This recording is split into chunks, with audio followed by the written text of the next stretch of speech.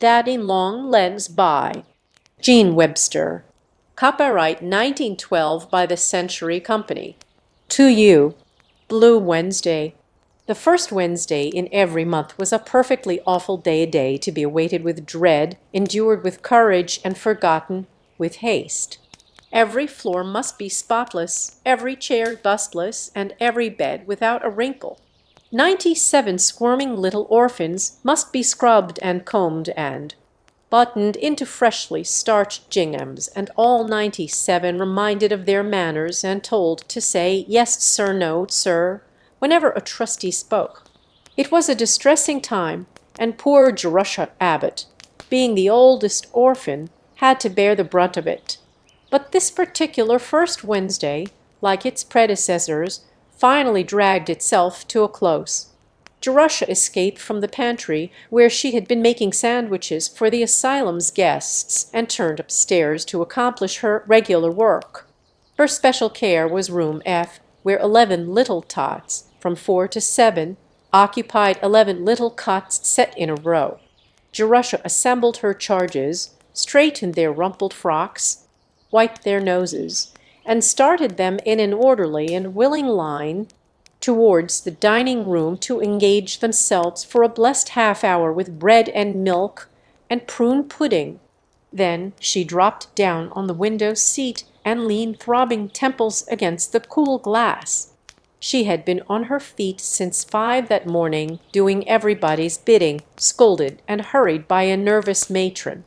Mrs. Lippett, behind the scenes, did not always maintain that calm and pompous dignity with which she faced an audience of trustees and lady visitors. Jerusha gazed out across a broad stretch of frozen lawn, beyond the tall iron paling that marked the confines of the asylum, down undulating ridges sprinkled with country estates to the spires of the village rising from the midst of bare trees.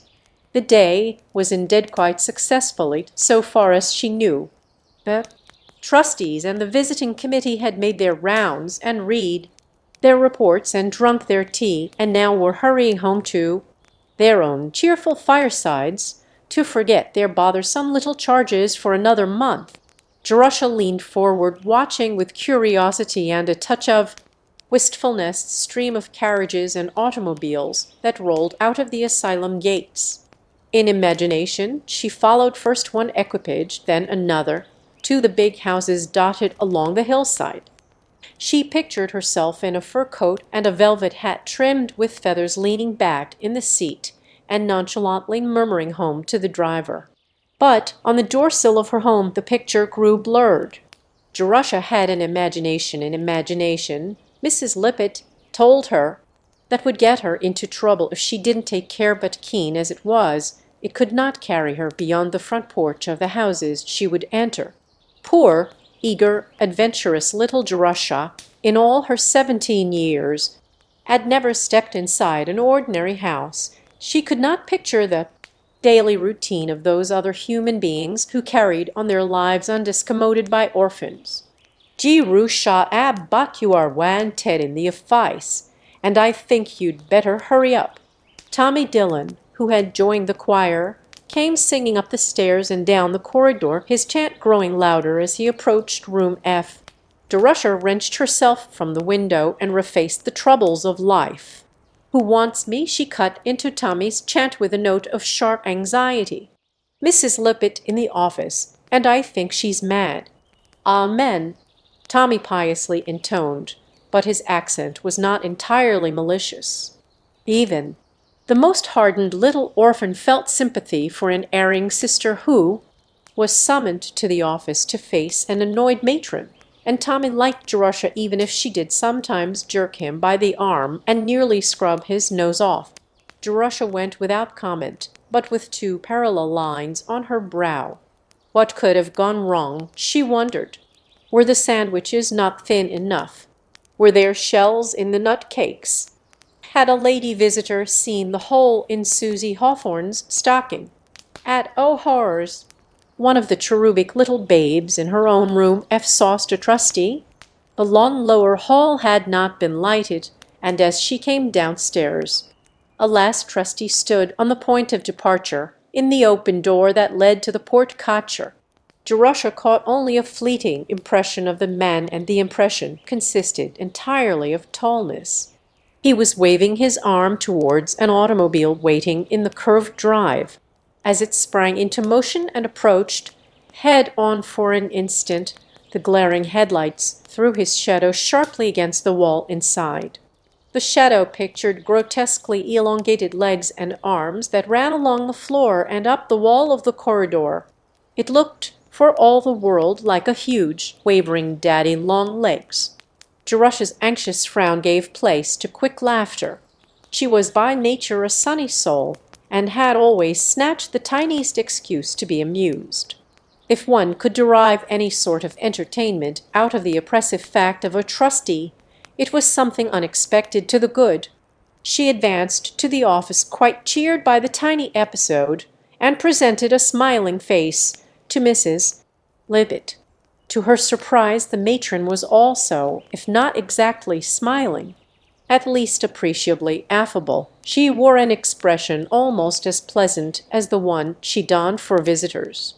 "Sit down, Jerusha. I have something to say to you." Jerusha dropped into the nearest chair and waited with a touch of breathlessness. An automobile flashed past the window. Mrs. Lippett glanced after it. "Did you notice the gentleman who has just gone?" "He is one of our most affluential trustees, and has given large sums of money towards the asylum's support." Jerusha's eyes widened slightly. She was not accustomed to being summoned to the office to discuss the eccentricities of trustees with the matron. "This gentleman has taken an interest in several of our boys. You remember Charles Benton and Henry Fries? They were both sent through college by Miss Sterrethy's trustee, and both have repaid with hard work and success the money that was so generously expended. Other payment the gentleman does not wish. Heretofore his philanthropies have been directed solely towards the boys. I have never been able to interest him in the slightest degree in any of the girls in the institution, no matter how deserving. He does not, I may tell you, care for girls." "No, ma'am," Jerusha murmured, since some reply seemed to be expected at this point. Mrs. Lippett allowed a moment of silence to fall, then resumed in a slow, placid manner extremely trying to her hearer's suddenly tightened nerves. "Usually, as you know, the children are not kept after they are 16, but an exception was made in your case. You had finished our school at 14, and having done so well in your studies, not always, I must say, in your conduct, it was determined to let you go on in the village high school. Now you are finishing that, and of course the asylum cannot be responsible any longer for your support. As it is, you have had 2 years more than most." Mrs. Lippett overlooked the fact that Jerusha had worked hard for her, bore during those 2 years, that the convenience of the asylum had come first and her education second, that on days like the present she was kept at home to scrub. As I say, the question of your future was brought up and your record was thoroughly discussed. Mrs. Lippett brought accusing eyes to bear upon the prisoner in the dock, and the prisoner looked guilty because it seemed to be expected, not because she could remember any strikingly black pages in her record. Of course, the usual disposition of one in your place would be to put you in a position where you could begin to work, but you have done well in school in certain branches. It seems that your work in English has even been brilliant. Miss Pritchard, who is on our visiting committee, is also on the school board. She has been talking with your rhetoric teacher and made a speech in your favor. She also read aloud an essay that you had written entitled Blue Wednesday." Jerusha's guilty expression this time was not assumed. "It seemed to me that you showed little gratitude in holding up to ridicule the institution that has done so much for you. Had you not managed to be funny, I doubt if you would have been forgiven. But fortunately for you, Mr. that is, the gentleman who has just gone appears to have an immoderate sense of humor. On the strength of that impertinent paper, He has offered to send you to college. To college. Jerusha's eyes grew big. Mrs. Lippett nodded. He waited to discuss the terms with me. They are unusual. The gentleman, I may say, is erratic. A writer. Jerusha's mind was numbed. She could only repeat Mrs. Lippett's words. That is his wish. Whether anything will come of it, the future will show. He has given you a very liberal allowance, almost, for a girl who has never had any experience in taking care of money, too liberal. But he planned the matter in detail, and I did not feel free to make any suggestions. You are to remain here through the summer, and Miss Pritchard has kindly offered to superintend your outfit. Your board and tuition will be paid directly to the college, and you will receive in addition, during the 4 years you are there, an allowance of $35 a month. This will enable you to enter on the same standing as the other students. The money will be sent to you by the gentleman's private secretary once a month, and in return you will write a letter of acknowledgment once a month. That is, you are not to thank him for the money. He doesn't care to have that mentioned, but you are to write a letter telling of the progress in your studies and the details of your daily life, just such a letter as you would write to your parents if they were living. These letters will be addressed to Mr. John Smith and will be sent in care of the secretary. The gentleman's name is not John Smith, but he prefers to remain unknown. To you he will never be anything but John Smith. His reason in requiring the letters is that he thinks nothing so fosters facility in literary expression as letter writing. Since you have no family with whom to correspond, he desires you to write in this way. Also, he wishes to keep track of your progress. He will never answer your letters, nor in the slightest particular take any notice of them. He detests letter writing and does not wish you to become a burden. If any point should ever arise where an answer would seem to be imperative, such as in the event of your being expelled, which I trust will not occur, you may correspond with Mr. Riggs, his secretary. These monthly letters are absolutely obligatory on your part. They are the only payment that Mr. Smith requires, so you must be as punctilious in sending them as though it were a bill that you were paying. I hope that they will always be respectful in tone and will reflect credit on your training. You must remember that you are writing to a trustee of the John Grier Home. Jerusha's eyes longingly sought the door. Her head was in a whirl of excitement, and she wished only to escape from Mrs. Lippett's platitudes and think. She rose and took a tentative step backwards. Mrs. Lippett detained her with a gesture. It was an oratorical opportunity not to be slighted. I trust that you are properly grateful for this very rare good fortune that has befallen you. Not many girls in your position ever have such an opportunity to rise in the world. You must always remember. The door closed behind her, and Mrs. Lippett watched it with dropped jaw, her peroration in mid-air.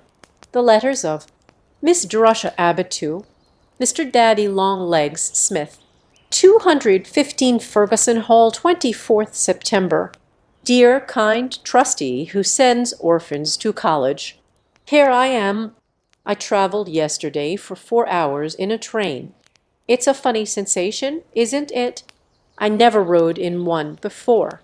College is the biggest, most bewildering place. I get lost whenever I leave my room. I will write you a description later when I'm feeling less muddled. Also, I will tell you about my lessons. Classes don't begin until Monday morning, and this is Saturday night. But I wanted to write a letter first, just to get acquainted. It seems queer to be writing letters to somebody you don't know. It seems queer for me to be writing letters at all. I've never written more than 3 or 4 in my life, so please overlook it if these are not a model kind. Before leaving yesterday morning, Mrs. Lippett and I had a very serious talk. She told me how to behave all the rest of my life, and especially how to behave towards the kind gentleman who is doing so much for me. I must take care to be very respectful. But how can one be very respectful to a person who wishes to be called John Smith? Why couldn't you have picked out a name with a little personality? I might as well write letters to dear Hitching Post or dear Clothes Prop. I have been thinking about you a great deal this summer, having somebody take an interest in me after all these years makes me feel as though I had found a sort of family. It seems as though I belonged to somebody now, and it's a very comfortable sensation. I must say, however, that when I think about you, my imagination has very little to work upon. There are just three things that I know. You are tall. Roman 2. You are rich. Roman 3. You hate girls. I suppose I might call you dear Mr. Girl Hater, only that's rather insulting to me. Or dear Mr. Rich Man, but that's insulting to you as though money were the only important thing about you. Besides, being rich is such a very external quality. Maybe you won't stay rich all your life. Lots of very clever men get smashed up in Wall Street. But at least you will stay tall all your life. So I've decided to call you dear Daddy Long Legs.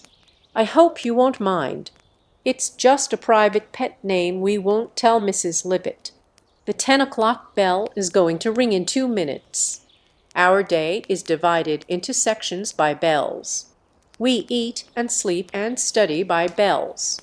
It's very enlivening. I feel like a fire horse all of the time. There it goes. Lights out. Good night. Observe with what precision I obey rules due to my training in the John Grier home. Yours most respectfully, Jerusha Abbott. To Mr. Daddy Longlegs Smith, 1st October. Dear Daddy Longlegs, I love college and I love you for sending me. I'm very, very happy and so excited every moment of the time that I can scarcely sleep. You can't imagine how different it is from the John Grier home. I never dreamed there was such a place in the world. I'm feeling sorry for everybody who isn't a girl and who can't come. Here, I am sure the college you attended when you were a boy couldn't have been so nice. My room is up in a tower that used to be the contagious ward before they built the new infirmary. There are 3 other girls on the same floor of the tower senior, who wears spectacles and is always asking us please to be a little more quiet, and 2 freshmen named Sally McBride and Julia Rutledge Pendleton. Sally has red hair and a turn-up nose and is quite friendly. Julia comes from one of the first families in New York and hasn't noticed me yet. They room together and the senior and I have singles. Usually freshmen can't get singles. They are very scarce, but I got one without even asking. I suppose the registrar didn't think it would be right to ask a properly brought-up girl to room with a foundling. You see, there are advantages. My room is on the northwest corner with 2 windows and a view. After you've lived in a ward for 18 years with 20 room-mates, it is restful to be alone. This is the first chance I've ever had to get acquainted with Jerusha Abbott. I think I'm going to like her. Do you think you are? Tuesday. They are organizing the freshman basketball team, and there's just a chance that I shall get in it. I'm little, of course, but terribly quick and wiry and tough. While the others are hopping about in the air, I can dodge under their feet and grab the ball. It's loads of fun practicing out in the athletic field in the afternoon with the trees all red and yellow and the air full of the smell of burning leaves and everybody laughing and shouting. These are the happiest girls I'd ever saw, and I am the happiest of all. I meant to write a long letter and tell you all the things I am learning. Mrs. Lippett said you wanted to know, but 7th hour has just rung, and in 10 minutes I'm due at the athletic field in gymnasium clothes. Don't you hope I'll get in the team? Yours always, Jerusha Abbott. P.S. 9 o'clock. Sally McBride just poked her head in at my door. This is what she said. I'm so homesick that I simply can't stand it. Do you feel that way?" I smiled a little and said no, I thought I could pull through. At least homesickness is one disease that I've escaped. I never heard of anybody being asylum sick, did you? 10th October. Dear Daddy Long Legs, did you ever hear of Michelangelo? He was a famous artist who lived in Italy in the Middle Ages. Everybody in English literature seemed to know about him, and the whole class laughed because I thought he was an archangel. He sounds like an archangel, doesn't he? The trouble with college is that you are expected to know such a lot of things you've never learned. It's very embarrassing at times. But now, when the girls talk about things that I never heard of, I just keep still and look them up in the encyclopedia. I made an awful mistake the first day. Somebody mentioned Morris Maeterlinck, and I asked if she was a freshman. That joke has gone all over college. But anyway, I'm just as bright in class as any of the others and brighter than some of them. Do you care to know how I furnished my room? It's a symphony in brown and yellow. The wall was tinted buff, and I've bought yellow denim curtains and cushions and a mahogany desk second-hand for $3, and a rattan chair and a brown rug with an ink spot in the middle. I stand the chair over the spot. The windows are up high, you can't look out from an ordinary seat. But I unscrewed the looking glass from the back of the bureau, upholstered the top, and moved it up against the window. It's just the right height for a window seat. You pull out the drawers like steps and walk up. Very comfortable. Sally McBride helped me choose the things at the senior auction. She has lived in a house all her life and knows about furnishing. You can't imagine what fun it is to shop and pay with a real $5 bill and get some change when you've never had more than a few cents in your life. I assure you, Daddy dear, I do appreciate that allowance. Sally is the most entertaining person in the world, and Julia Rutledge Pendleton the least so. It's queer what a mixture the registrar can make in the matter of room-mates. Sally thinks everything is funny and flunking, and Julia is bored at everything. She never makes the slightest effort to be amiable. She believes that if you are a Pendleton, that fact alone admits you to heaven without any further examination. Julia and I were born to be enemies. And now I suppose you've been waiting very impatiently to hear what I am learning. I Latin, Second Punic War. Hannibal and his forces pitched camp at Lake Trasimene last night. They prepared an ambuscade for the Romans, and a battle took place at the fourth watch this morning. Romans in retreat. Roman 2. French, 24 pages of the Three Musketeers in third conjugation, irregular verbs. Roman 3. Geometry. Finished cylinders, now doing cones. Roman 4. English, studying exposition. My style improves daily in clearness and brevity. V. Physiology. Reached the digestive system. Bile and the pancreas next time. Yours, on the way to being educated, Jerusha Abbott. P.S. I hope you never touch alcohol, Daddy. It does dreadful things to your liver. Wednesday. Dear Daddy Long Legs, I've changed my name. I'm still Jerusha in the catalog, but I'm Judy everywhere else. It's really too bad, isn't it, to have to give yourself the only pet name you ever had? I didn't quite make up the Judy, though. That's what Freddie Perkins used to call me before he could talk plainly. I wish Mrs. Lippett would use a little more ingenuity about choosing babies' names.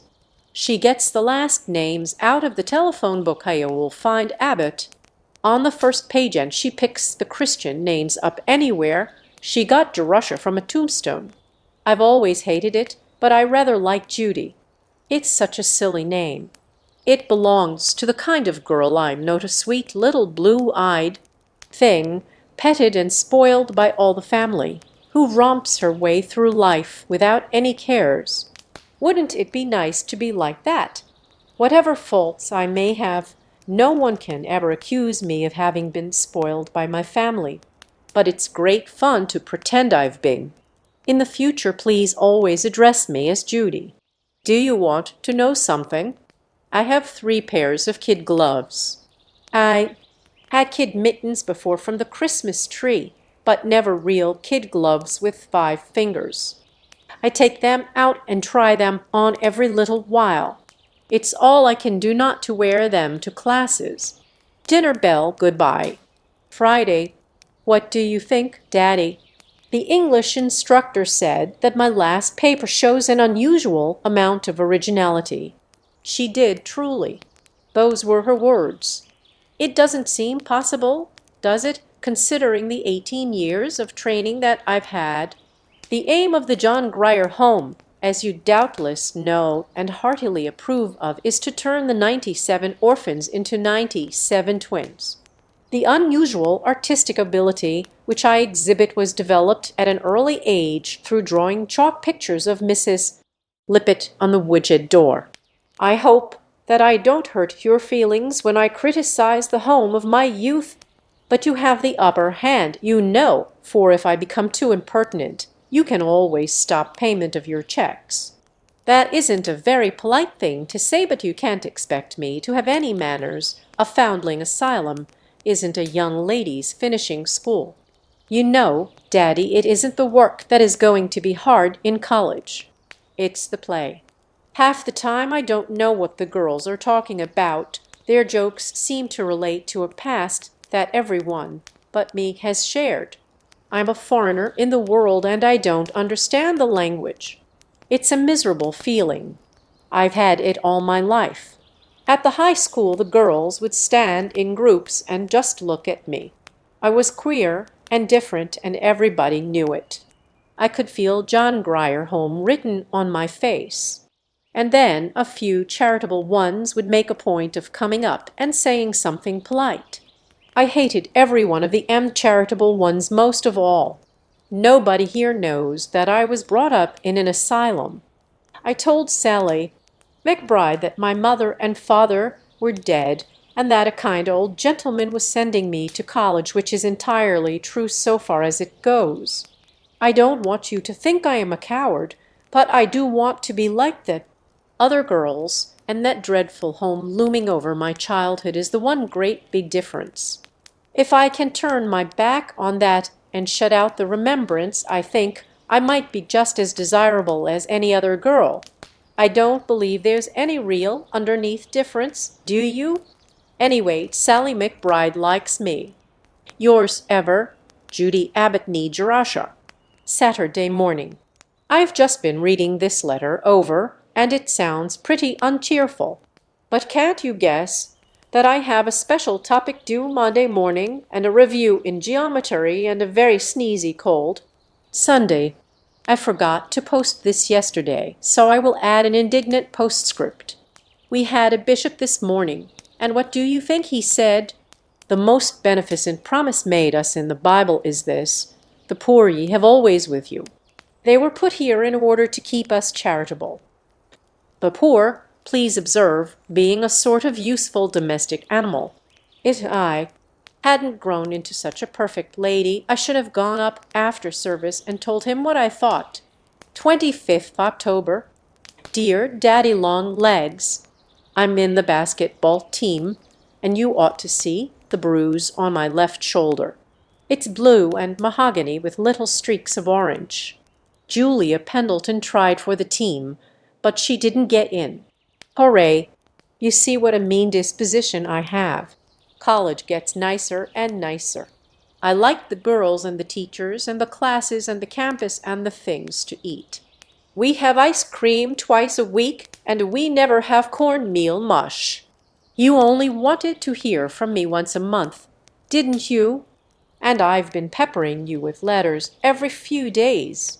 But I've been so excited about all these new adventures that I must talk to somebody, and you're the only one I know. Please excuse my exuberance. I'll settle pretty soon. If my letters bore you, you can always toss them into the wastebasket. I promise not to write another till the middle of November. Yours most loquaciously, Judy Abbott. 15th November. Dear Daddy Long Legs, listen to what I've learned today. The area of the convex surface of the frustum of a regular pyramid is half the product of the sum of the perimeters of its bases by the altitude of either of its trapezoids. It doesn't sound true, but it is. I can prove it. You've never heard about my clothes, have you, Daddy? 6 dresses, all new and beautiful, and bought for men not handed down from somebody bigger. Perhaps you don't realize what a climax that marks in the career of an orphan. You gave them to me, and I am very, very, very much obliged. It's a fine thing to be educated, but nothing compared to the dizzying experience of owning 6 new dresses. Miss Pritchard, who is on the visiting committee, picked them out. Nope, Mrs. Lippett, thank goodness. I have an evening dress, pink mull over silk. I'm perfectly beautiful in that, and a blue church dress, and a dinner dress of red veiling with oriental trimming makes me look like a gypsy, and another of rose-colored challies, and a gray street suit, and an everyday dress for classes. That wouldn't be an awfully big wardrobe for Julia Rutledge Pendleton, perhaps, but for Jerusha Abbott, oh, my! I suppose you're thinking now what a frivolous, shallow little beast she is, and what a waste of money to educate a girl. But, Daddy, if you'd been dressed in check ginghams all your life, you'd appreciate how I feel.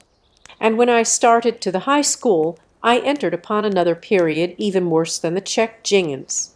The poor box. You can't know how I dreaded appearing in school in those miserable poor box dresses.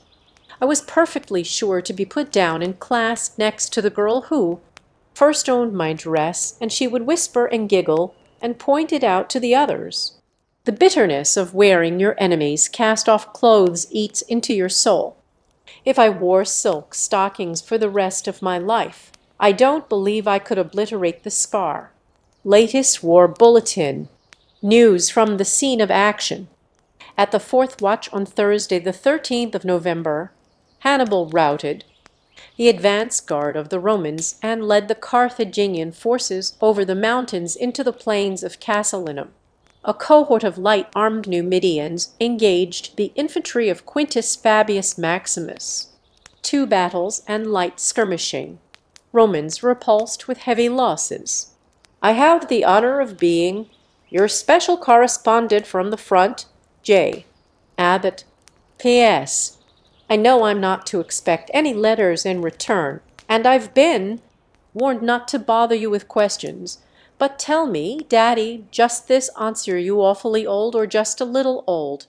And are you perfectly bald or just a little bald? It is very difficult thinking about you in the abstract, like a theorem in geometry. Given a tall rich man who hates girls, but is very generous to one quite impertinent girl, what does he look like? RSVP. 19th December. Dear Daddy Long Legs, you never answered my question, and it was very important. Are you bald? I have it planned exactly what you look like very satisfactorily until I reach the top of your head, and then I am stuck. I can't decide whether you have white hair or black hair or sort of sprinkly gray hair or maybe none at all.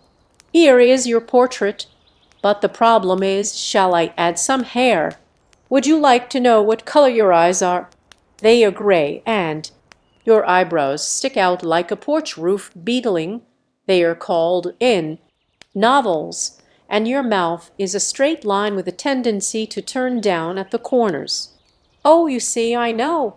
You're a snappy old thing with a temper. Chapel bell, 9:45 p.m. I have a new unbreakable rule. Never to study at night, no matter how many written reviews are coming in the morning. Instead, I read just plain books. I have to, you know, because there are 18 blank years behind me. You wouldn't believe, Daddy, what an abyss of ignorance my mind is. I am just realizing the depths myself. The things that most girls with a properly assorted family and a home and friends and a library know by absorption, I have never heard of. For example, I never read Mother Goose or David Copperfield or Ivanhoe or Cinderella or Blue Beard or Robinson Crusoe or Jane Eyre or Alice in Wonderland or a word of Rudyard Kipling. I didn't know that Henry VIII was married more than once or that Shelley was a poet. I didn't know that people used to be monkeys and that the Garden of Eden was a beautiful myth. I didn't know that RLS stood for Robert Louis Stevenson or that George Eliot was a lady. I had never seen a picture of the Mona Lisa, and it's true, but you won't believe it, I had never heard of Sherlock Holmes. Now, I know all of these things and a lot of others besides, but you can see how much I need to catch up. And oh, but it's fun. I look forward all day to evening, and then I put an engaged on the door and get into my nice red bath robe and furry slippers and pile all the cushions behind me on the couch and light the brass student lamp at my elbow and read and read and read. One book isn't enough. I have four going at once. Just now they are Tennyson's poems and Vanity Fair and Kipling's Plain Tales and Don't Laugh, Little Women. I find that I am the only girl in college who wasn't brought up on Little Women. I haven't told anybody, though, that would stamp me as queer. I just quietly went and bought it with $1, 12 of my last month's allowance, and the next time somebody mentions pickled limes, I'll know what she is talking about. 10 o'clock bell. This is a very interrupted letter. Saturday. Sir, I have the honor to report fresh explorations in the field of geometry. On Friday last we abandoned our former works in parallelepipes and proceeded to truncated prisms. We are finding the road rough and very uphill. Sunday. The Christmas holidays begin next week and the trunks are up. The corridors are so filled up that you can hardly get through, and everybody is so bubbling over with excitement that studying is getting left out. I'm going to have a beautiful time in vacation. There's another freshman who lives in Texas staying behind, and we are planning to take long walks and if there's any ice learn to skate. Then there is still the whole library to be read in, 3 empty weeks to do it in. Goodbye, Daddy. I hope that you are feeling as happy as I am. Yours ever, Judy. P.S. Don't forget to answer my question. If you don't want the trouble of writing, have your secretary telegraph. He can just say, Mr. Smith is quite bald, or Mr. Smith is not bald, or Mr. Smith has white hair, and you can deduct the 25 cents out of my allowance. Goodbye till January and a Merry Christmas. Towards the end of the Christmas vacation. Exact date unknown. Dear Daddy Long Legs, is it snowing where you are? All the world that I see from my tower is draped in white, and the flakes are coming down as big as popcorns. It's late afternoon, sun is just setting a cold yellow color behind some colder violet hills, and I am up in my window seat using the last light to write to you. Your 5 gold pieces were a surprise. I'm not used to receiving Christmas presents. You have already given me such lots of things, everything I have. You know that I don't quite feel that I deserve extras. But I like them just the same. Do you want to know what I bought with my money? A silver watch in a leather case to wear on my wrist and get me to recitations in time. Roman 2. Matthew Arnold's poems. Roman 3. A hot water bottle. Roman 4. A steamer rug. My tower is cold. The 500 sheets of yellow manuscript paper. I'm going to commence being an author pretty soon. VI. A dictionary of synonyms. To enlarge the author's vocabulary. Roman 7. I don't much like to confess this last item, but I will. A pair of silk stockings. And now, Daddy, never say I don't tell all. It was a very low motive, if you must know it, that prompted the silk stockings. Julia Pendleton comes into my room to do geometry, and she sits cross-legged on the couch and wears silk stockings every night. But just wait, as soon as she gets back from vacation I shall go in and sit on her couch in my silk stockings. You see, Daddy, the miserable creature that I am, but at least I'm honest, and you knew already from my asylum record that I wasn't perfect, didn't you? To recapitulate, that's the way the English instructor begins every other sentence. I am very much obliged for my 7 presents. I'm pretending to myself that they came in a box from my family in California. The watch is from father, the rug from mother, the hot water bottle from grandmother, who is always worrying for fear I shall catch cold in this climatine, the yellow paper from my little brother Harry. My sister Isabel gave me the silk stockings, and Aunt Susan the Matthew Arnold poems. Uncle Harry, little Harry is named after him, gave me the dictionary. He wanted to send chocolates, but I'd insisted on synonyms. You don't object, do you, to playing the part of a composite family? And now, shall I tell you about my vacation, or are you only interested in my education as such? I hope you appreciate the delicate shade of meaning in as such. It is the latest addition to my vocabulary. The girl from Texas is named Leonora Fenton. Almost as funny as Jerusha, isn't it? I like her, but not so much as Sally McBride. I shall never like any one so much as Sally except you. I must always like you the best of all, because you're my whole family rolled into one. Leonora and I and 2 sophomores have walked cross-country every pleasant day and explored the whole neighborhood, dressed in short skirts and knit jackets and caps, and carrying shiny sticks to whack things with. Once we walked into town for miles and stopped at a restaurant where the college girls go for dinner. Broiled lobster 35 cents, and for dessert, buckwheat cakes and maple syrup 15 cents. Nourishing and cheap. It was such a lark, especially for me, because it was so awfully different from the asylum. I feel like an escaped convict every time I leave the campus.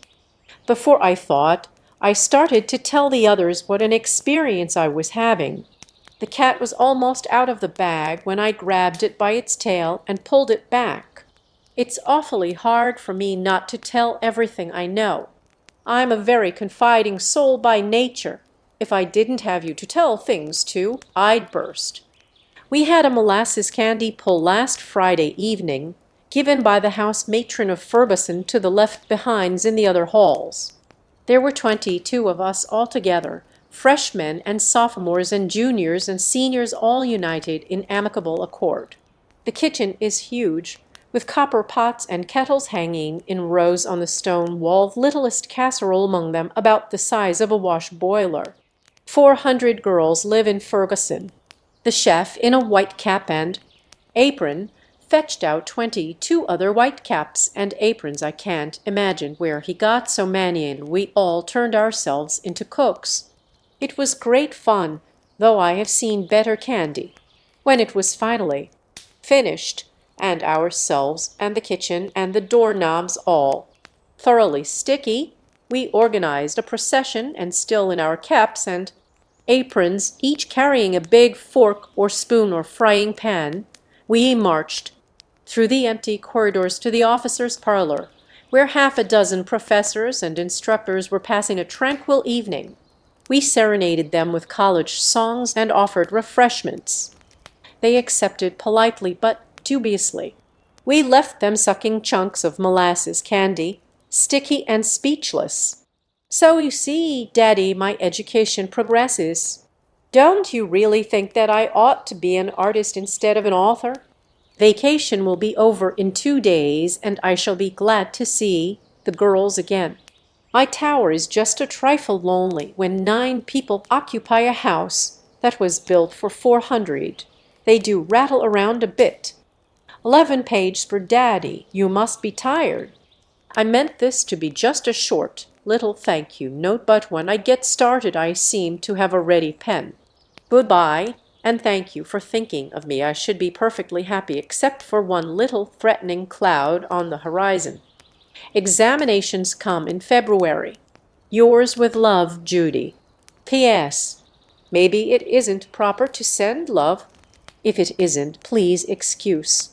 But I must love somebody, and there's only you and Mrs. Lippett to choose between, so you see you'll have to put up with it. Daddy dear, because I can't love her. When may Eve, dear Daddy Long Legs, you should see the way this college is studying. We've forgotten we ever had a vacation. 57 irregular verbs have I introduced to my brain in the past 4 days. I'm only hoping they'll stay till after examinations. Some of the girls sell their textbooks when they are through with them, but I intend to keep mine. Then, after I've graduated, I shall have my whole education in a row in the bookcase, and when I need to use any detail, I can turn to it without the slightest hesitation. So much easier and more accurate than trying to keep it in your head. Julia Pendleton dropped in this evening to pay a social call, and stayed a solid hour. She got started on the subject of family, and I couldn't switch her off. She wanted to know what my mother's maiden name was. Did you ever hear such an impertinent question to ask of a person from a foundling asylum? I didn't have the courage to say I didn't know, so I just miserably plumped on the first name I could think of, and that was Montgomery. Then she wanted to know whether I belonged to the Massachusetts Montgomerys or the Virginia Montgomerys. Our mother was a Rutherford. The family came over in the Ark and were connected by marriage with Henry the Roman VIII. On her father's side they date back further than Adam. On the topmost branches of her family tree there's a superior breed of monkeys with very fine silky hair and extra long tails. I meant to write you a nice, cheerful, entertaining letter tonight, but I'm too sleepy and scared. The freshman's lot is not a happy one. Yours, about to be examined, Judy Abbott. Sunday.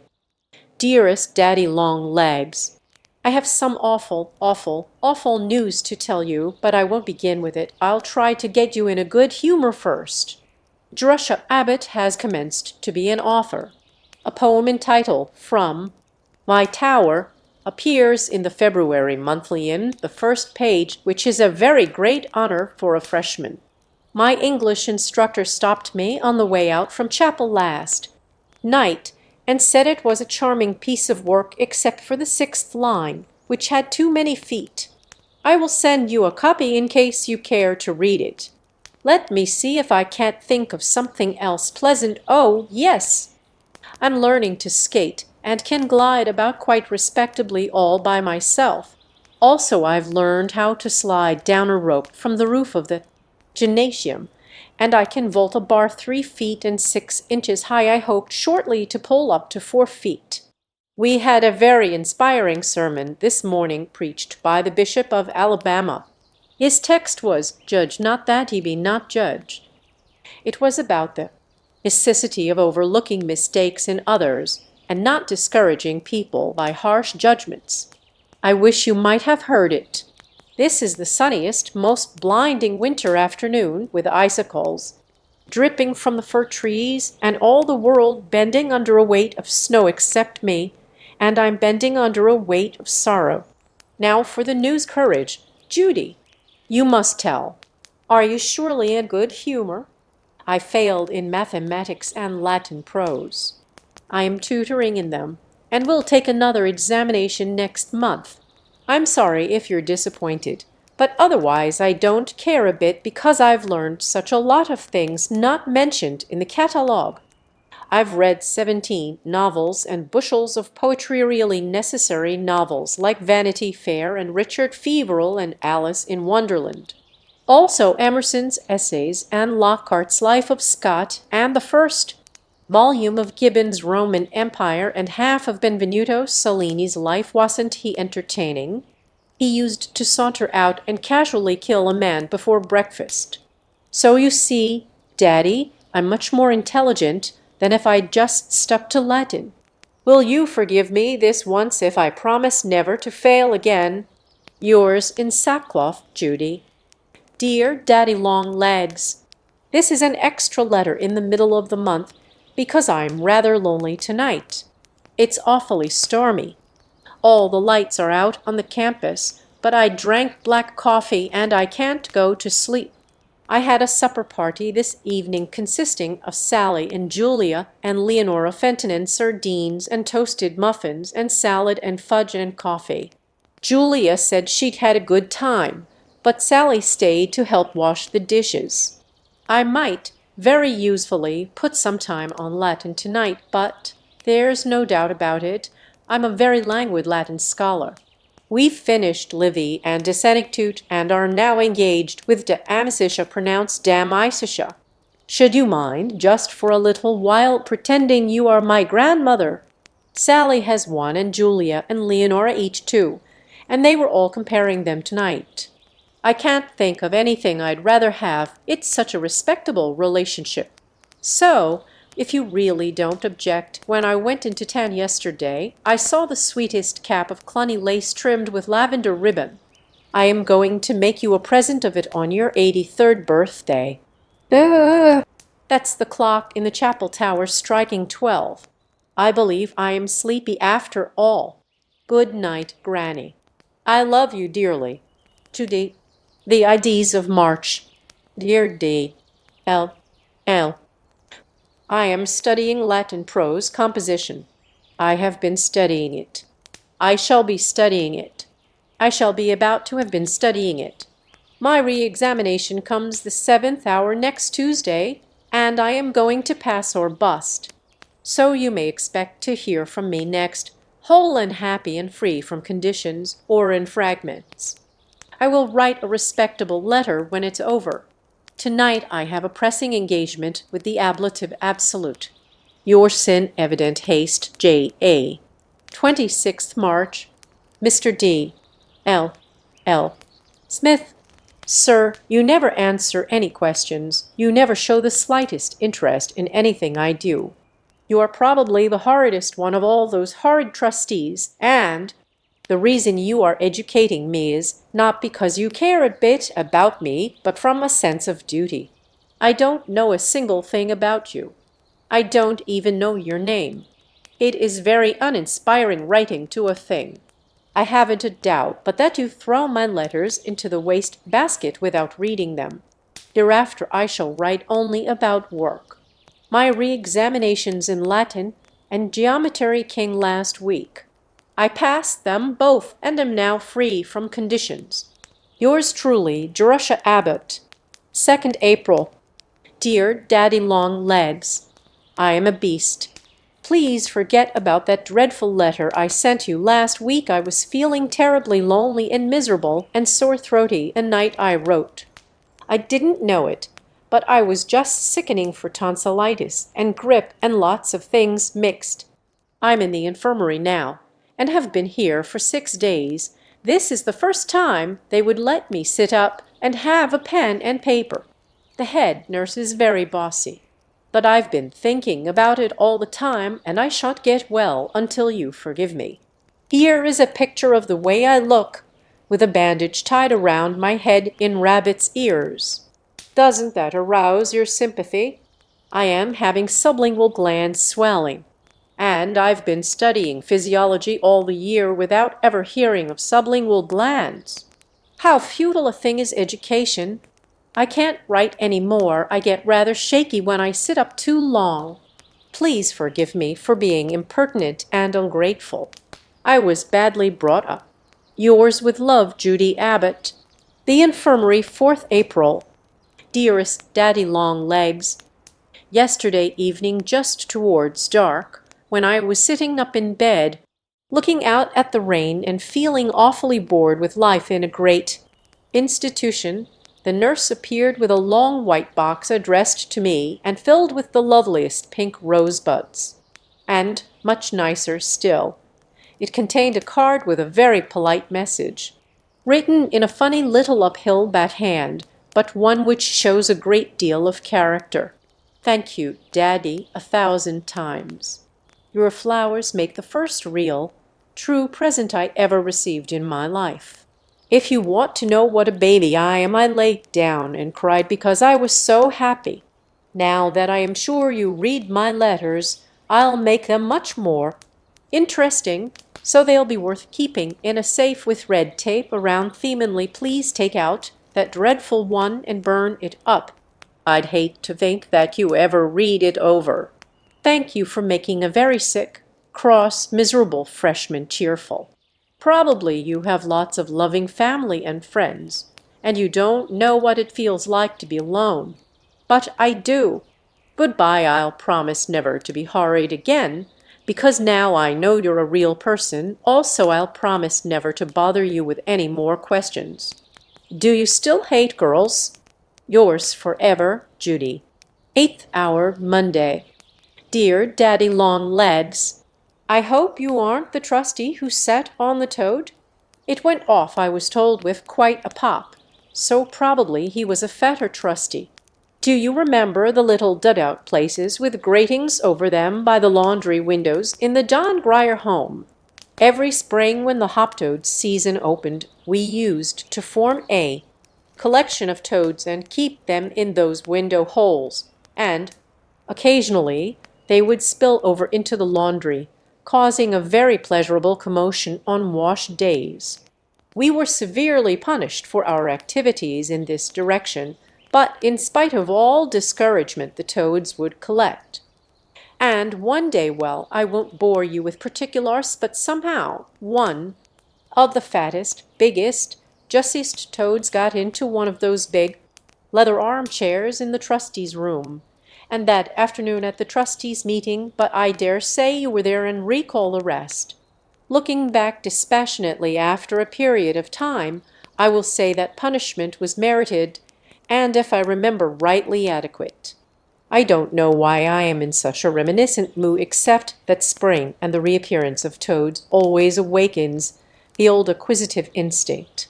The only thing that keeps me from starting a collection is the fact that no rule exists against it. After chapel, Thursday. What do you think is my favorite book? Just now, I mean, I change every 3 days. Wuthering Heights. Emily Bront was quite young when she wrote it and had never been outside of Haworth churchyard. She had never known any men in her life. How could she imagine a man like Heathcliff? I couldn't do it, and I'm quite young and never outside the John Grier asylum. I've had every chance in the world. Sometimes a dreadful fear comes over me that I'm not a genius. Will you be awfully disappointed, Daddy, if I don't turn out to be a great author? In the spring, when everything is so beautiful and green and budding, I feel like turning my back on lessons and running away to play with the weather. There are such lots of adventures out in the fields. It's much more entertaining to live books than to write them. Oh, that was a shriek which brought Sally and Julia, and for a disgusted moment the senior, from across the hall. It was caused by a centipede like this, only worse.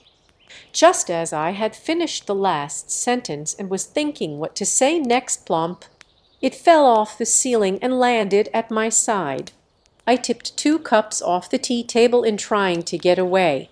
Sally whacked it with the back of my hair brush, which I shall never be able to use again, and killed the front end, but the rear 50 feet ran under the bureau and escaped. This dormitory, owing to its age and ivy-covered walls, is full of centipedes. They are dreadful creatures. I'd rather find a tiger under the bed. Friday, 9:30 p.m. Such a lot of troubles. I didn't hear the rising bell this morning. Then I broke my shoestring while I was hurrying to dress and dropped my collar button down my neck. I was late for breakfast and also for first hour recitation. I forgot to take any blotting paper and my fountain pen leaked. In trigonometry, the professor and I had a disagreement touching a little matter of logarithms. On looking it up, I find that she was right. We had mutton stew and pie plant for lunch. Hate 'em both. They taste like the asylum. The post brought me nothing but bills, though I must say that I never do get anything else. I family are not the kind that write. In English class this afternoon we had an unexpected written lesson. This was it. I asked no other thing. No other was denied. I offered being for it. The mighty merchant smiled. Brazil, he twirled a button without a glance my way, but, "Madam, is there nothing else that we can show today?" "That is a poem. I don't know who wrote it or what it means." It was simply printed out on the blackboard when we arrived, and we were ordered to comment upon it. When I read the first verse, I thought I had an idea the mighty merchant was a divinity who distributes blessings in return for virtuous deeds, but when I got to the second verse and found him twirling a button, it seemed a blasphemous supposition, and I hastily changed my mind. The rest of the class was in the same predicament, and there we sat for 3/4 of an hour with blank paper and equally blank minds. Getting an education is an awfully wearing process. But this didn't end the day. There's worse to come. It rained so we couldn't play golf, but had to go to gymnasium instead. The girl next to me banged my elbow with an Indian club. I got home to find that the box with my new blue spring dress had come, and the skirt was so tight that I couldn't sit down. Friday is sweeping day, and the maid had mixed all the papers on my desk.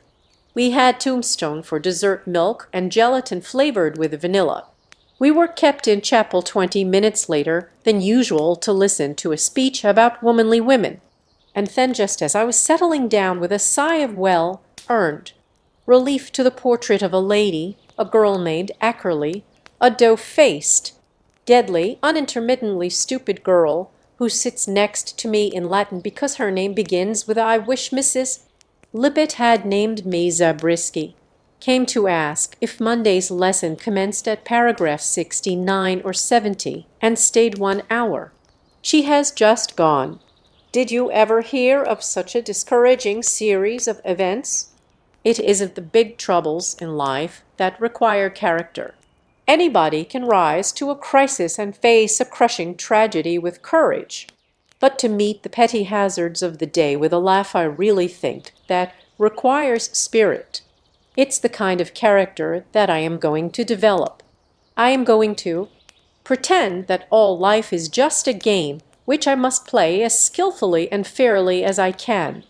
If I lose, I am going to shrug my shoulders and laugh also if I win. Anyway, I am going to be a sport.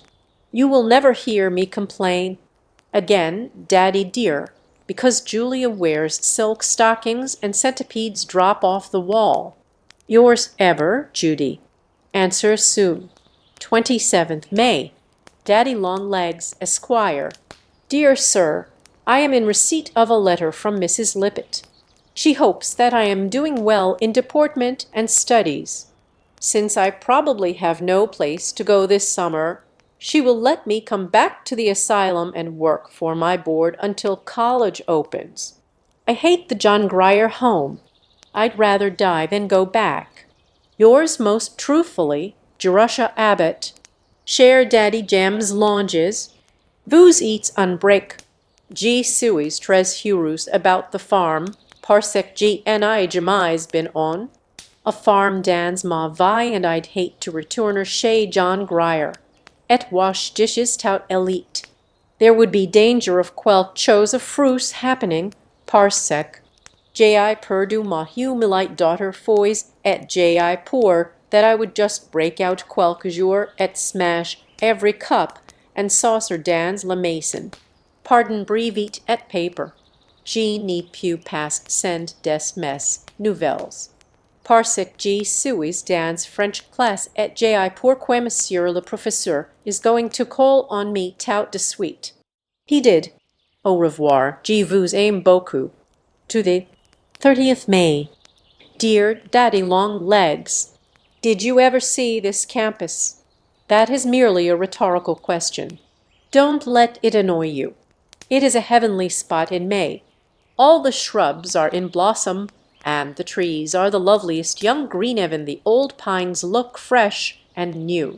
The grass is dotted with yellow dandelions and hundreds of girls in blue and white and pink dresses. Everybody is joyous and carefree, for vacation's coming, and with that to look forward to, examinations don't count.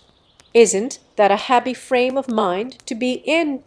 And oh, Daddy, I'm the happiest of all, because I'm not in the asylum any more, and I'm not anybody's nursemaid or typewriter or bookkeeper. I should have been, you know, except for you.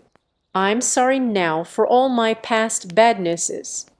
I'm sorry I was ever impertinent to Mrs. Lippett. I'm sorry I ever slapped Freddie Perkins. I'm sorry I ever filled the sugar bowl with salt. I'm sorry I ever made faces behind the trustees' backs. I'm going to be good and sweet and kind to everybody because I'm so happy. And this summer I'm going to write and write and write and begin to be a great author. Isn't that an exalted stand to take? Oh, I'm developing a beautiful character. It droops a bit under cold and frost, but it does grow fast when the sun shines. That's the way with everybody. I don't agree with the theory that adversity and sorrow and disappointment develop moral strength. The happy people are the ones who are bubbling over with kindliness. I have no faith in misanthropes. Fine word, just learned it. You are not a misanthrope, are you, Daddy? I started to tell you about the campus. I wish you'd come for a little. Visit and let me walk you about and say, that is the library. This is the gas plant, Daddy dear. The Gothic building on your left is the gymnasium, and the Tudor Romanesque beside it is the new infirmary. Oh, I'm fine at showing people about. I've done it all my life at the asylum, and I've been doing it all day here. I have honestly. And a man, too. That's a great experience. I never talked to a man before except occasional trustees, and they don't count. Pardon, Daddy, I don't mean to hurt your feelings when I abuse trustees. I don't consider that you really belong among them. You just tumbled on to the board by chance. The trustee, as such, is fat and pompous and benevolent. He pats one on the head and wears a gold watch chain. That looks like a June bug, but is meant to be a portrait of any trustee except you.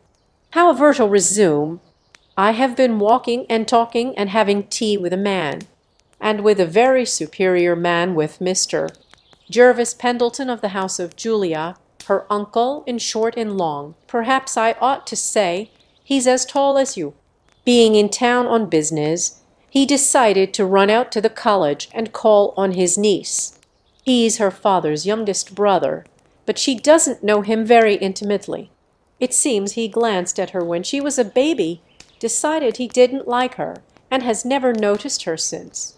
Anyway, there he was, sitting in the reception room, very proper, with his hat and stick and gloves beside him, and Julia and Sally with seventh-hour recitations that they couldn't cut. So Julia dashed into my room and begged me to walk him about the campus and then deliver him to her when the seventh hour was over. I said I would obligingly, but unenthusiastically, because I don't care much for Pendletons. But he turned out to be a sweet lamb. He's a real human being, not a Pendleton at all. We had a beautiful time. I've longed for an uncle ever since. Do you mind pretending you're my uncle? I believe they are superior to grandmothers. Mr. Pendleton reminded me a little of you, Daddy, as you were 20 years ago. You see, I know you intimately, even if we haven't ever met. He's tall and thinnish with a dark face all over lines, and that funniest underneath smile that never quite comes through but just wrinkles up the corners of his mouth. And he has a way of making you feel right off as though you'd known him a long time. He's very companionable. We walked all over the campus from the quadrangle to the athletic grounds. Then he said he felt weak and must have some tea. He proposed that we go to college in Nits just off the campus by the Pine Walk. I said we ought to go back for Julia and Sally, but he said he didn't like to have his nieces drink too much tea. It made them nervous. So we just ran away and had tea and muffins and marmalade and ice cream and cake at a nice little table out on the balcony. The inn was quite conveniently empty, this being the end of the month and allowances low. We had the jolliest time, but he had to run for his train the minute he got back, and he barely saw Julia at all. She was furious with me for taking him off. It seems he's an unusually rich and desirable uncle. It relieved my mind to find he was rich, for the tea and things cost 60 cents apiece. This morning, it's Monday now, 3 boxes of chocolates came by express for Julia and Sally and me. What do you think of that? To be getting candy from a man! I begin to feel like a girl instead of a foundling. I wish you'd come and have tea some day and let me see if I like you. But wouldn't it be dreadful if I didn't? However, I know I should. I make you my compliments. Jamais G ni t'oublierai. Judy. P.S. I looked in the glass this morning and found a perfectly new dimple that I'd never seen before. It's very curious. Where do you suppose it came from? 9th June. Dear Daddy Long Legs, happy day. I've just finished my last examination physiology. And now, 3 months on a farm. I don't know what kind of a thing a farm is. I've never been on one in my life. I've never even looked at one except from the car window, but I know I'm going to love it, and I'm going to love being free. I am not used even yet to being outside the John Grier home. Whenever I think of it, excited little thrills chase up and down my back. I feel as though I must run faster and faster and keep looking over my shoulder to make sure that Mrs. Libbet isn't after me with her arms stretched out to grab me back. I don't have to mind anyone this summer, do I? Your nominal authority doesn't annoy me in the least. You are too far away to do any harm. Mrs. Lippett is dead forever so far as I am concerned, and the Semples aren't expected to overlook my moral welfare, are they? No, I am sure not. I am entirely grown up. Hooray! I leave you now to pack a trunk and 3 boxes of tea kettles and dishes and sofa cushions and books. Yours ever, Judy. P.S. Here is my physiology exam. Do you think you could have passed? Lock Willow Farm, Saturday night. Dearest Daddy Long Legs, I've only just come and I'm not unpacked, but I can't wait to tell you how much I like farms. This is a heavenly, heavenly, heavenly spot. The house is square like this, and old, 100 years or so. It has a veranda on the side which I can't draw, and a sweet porch in front. The picture really doesn't do it justice. Those things that look like feather dusters are maple trees, and the prickly ones that border the drive are murmuring pines and hemlocks. It stands on the top of a hill and looks way off over miles of green meadows to another line of hills.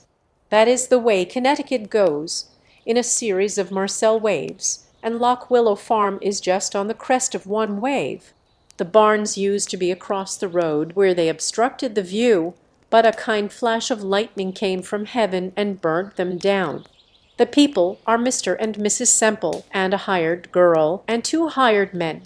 The hired people eat in the kitchen, and the Semples and Judy in the dining room.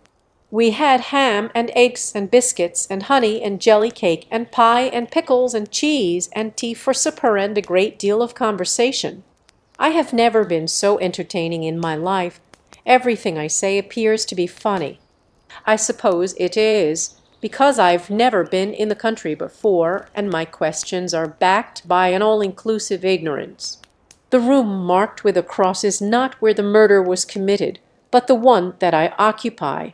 It's big and square and empty, with adorable old-fashioned furniture, and windows that have to be propped up on sticks, and green shades trimmed with gold that fall down if you touch them, and a big square mahogany table. I'm going to spend the summer with my elbows spread out on it, writing a novel. Oh, Daddy, I'm so excited. I can't wait till daylight to explore. It's 8:30 now, and I am about to blow out my candle and try to go to sleep. We rise at 5. Did you ever know such fun? I can't believe this is really Judy. You and the good Lord give me more than I deserve. I must be a very, very, very good person to pay. I'm going to be. You'll see. Good night, Judy. P.S. You should hear the frogs sing and the little pigs squeal, and you should see the new moon. I saw it over my right shoulder. Lock Willow, 12th July. Dear Daddy Long Legs, how did your secretary come to know about Lock Willow? That isn't a rhetorical question. I am awfully curious to know. For listen to this. Mr. Jervis Pendleton used to own this farm, but now he has given it to Mrs. Semple, who was his old nurse. Did you ever hear of such a funny coincidence? She still calls him Master Jervy and talks about what a sweet little boy he used to be. She has one of his baby curls put away in a box, and it is redor at least reddish. Since she discovered that I know him, I have risen very much in her opinion. Knowing a member of the Pendleton family is the best introduction one can have at Lock Willow, and the cream of the whole family is Master Jervis. I am pleased to say that Julia belongs to an inferior branch. The farm gets more and more entertaining. I rode on a hay wagon yesterday.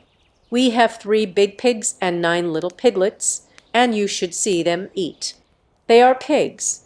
We've oceans of little baby chickens and ducks and turkeys and guinea fowls. You must be mad to live in a city when you might live on a farm. It is my daily business to hunt the eggs.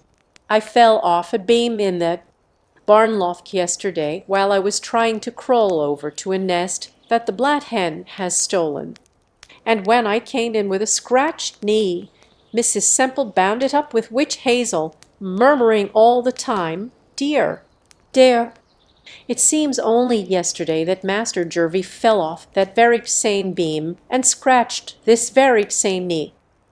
The scenery around here is perfectly beautiful. There is a valley and a river and a lot of wooded hills, and way in the distance a tall blue mountain that simply melts in your mouth. We churn twice a week, and we keep the cream in the spring house, which is made of stone with the brook running underneath. Some of the farmers around here have a separator, but we don't care for these new-fashioned ideas.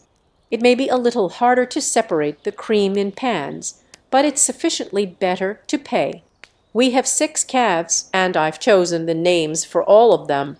1. Sylvia, because she was born in the woods. 2. Lesbia, after the Lesbia in Catullus. 3. Sally, for Julia spotted nondescript animal. 5. Judy, after me. 6. Daddy Long Legs. You don't mind, do you, Daddy? He's pure Jersey and has a sweet disposition. He looks like this. You can see how appropriate the name is. I haven't had time yet to begin my immortal novel. The farm keeps me too busy. Yours always, Judy. P.S. I've learned to make donuts. P.S. 2. If you are thinking of raising chickens, let me recommend Buff Orpingtons. They haven't any pin feathers. P.S. 3. I wish I could send you a pat of the nice, fresh butter I churned yesterday. I'm a fine dairy maid. P.S. 4. This is a picture of Miss Jerusha Abbott, the future great author, driving home the cows. Sunday. Dear Daddy Long Legs, isn't it funny? I started to write to you yesterday afternoon, but as far as I got was the heading, Dear Daddy Long Legs, and then I remembered I'd promised to pick some blackberries for supper, so I went off and left the sheet lying on the table, and when I came back today, what do you think I found sitting in the middle of the page? A real true Daddy Long Legs. I picked him up very gently by one leg and dropped him out of the window. I wouldn't hurt one of them for the world. They always remind me of you. We hitched up the spring wagon this morning and drove to the center to church. It's a sweet little white-frame church with a spire and 3 Doric columns in front, or maybe Ionic. I always get them mixed.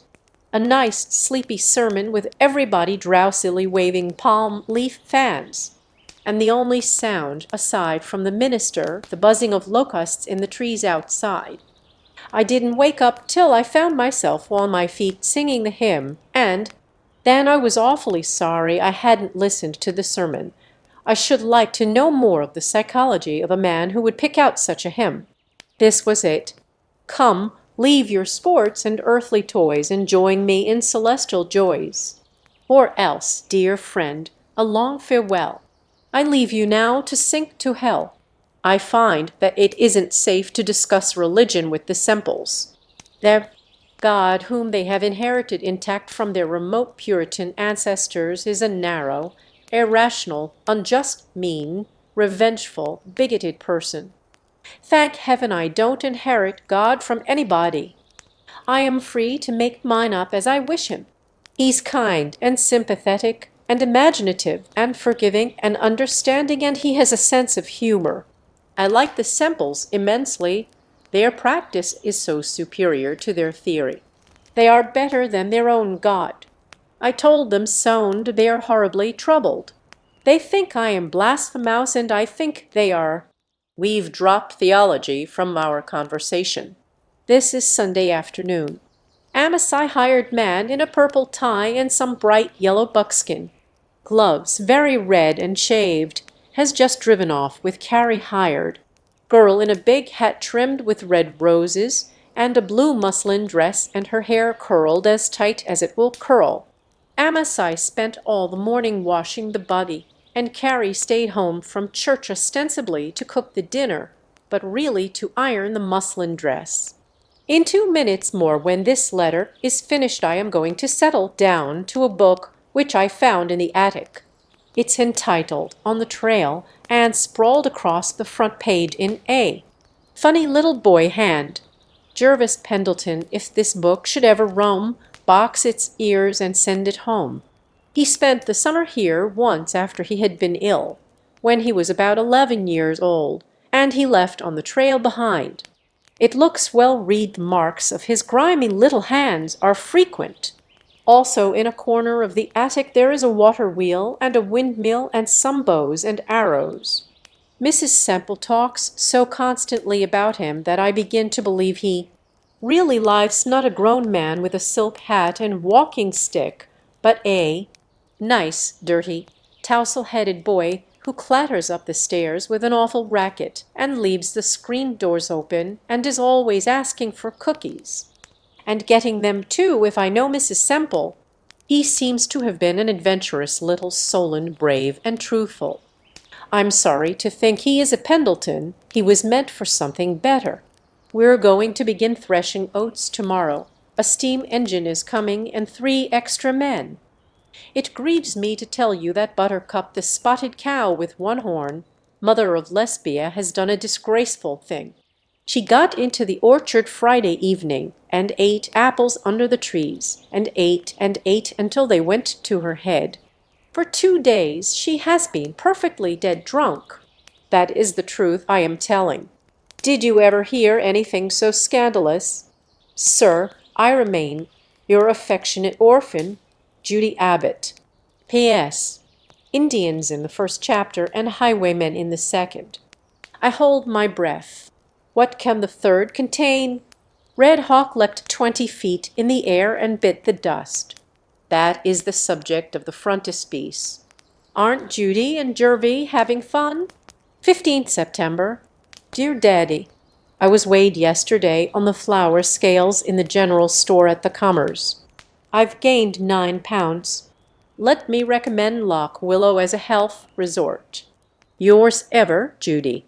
Dear Daddy Long Legs, behold me sophomore. I came up last Friday, sorry to leave Lock Willow, but glad to see the campus again. It is a pleasant sensation to come back to something familiar. I am beginning to feel at home in college and in command of the situation. I am beginning, in fact, to feel at home in the world as though I really belonged to it and had not just crept in on sufferance. I don't suppose you understand in the least what I am trying to say. Person important enough to be a trustee can't appreciate the feelings of a person unimportant enough to be a foundling. And now, Daddy, listen to this. Whom do you think I am rooming with? Sally McBride and Julia Rutledge Pendleton. It's the truth. We have a study and 3 little bedrooms, voila. Sally and I decided last spring that we should like to room together, and Julia made up her mind to stay with Sally. I can't imagine, for they are not a bit alike, but the Pendletons are naturally conservative and inimical, fine word, to change. Anyway, here we are. Think of Jerusha Abbott, late of the John Grier Home for Orphans, rooming with a Pendleton.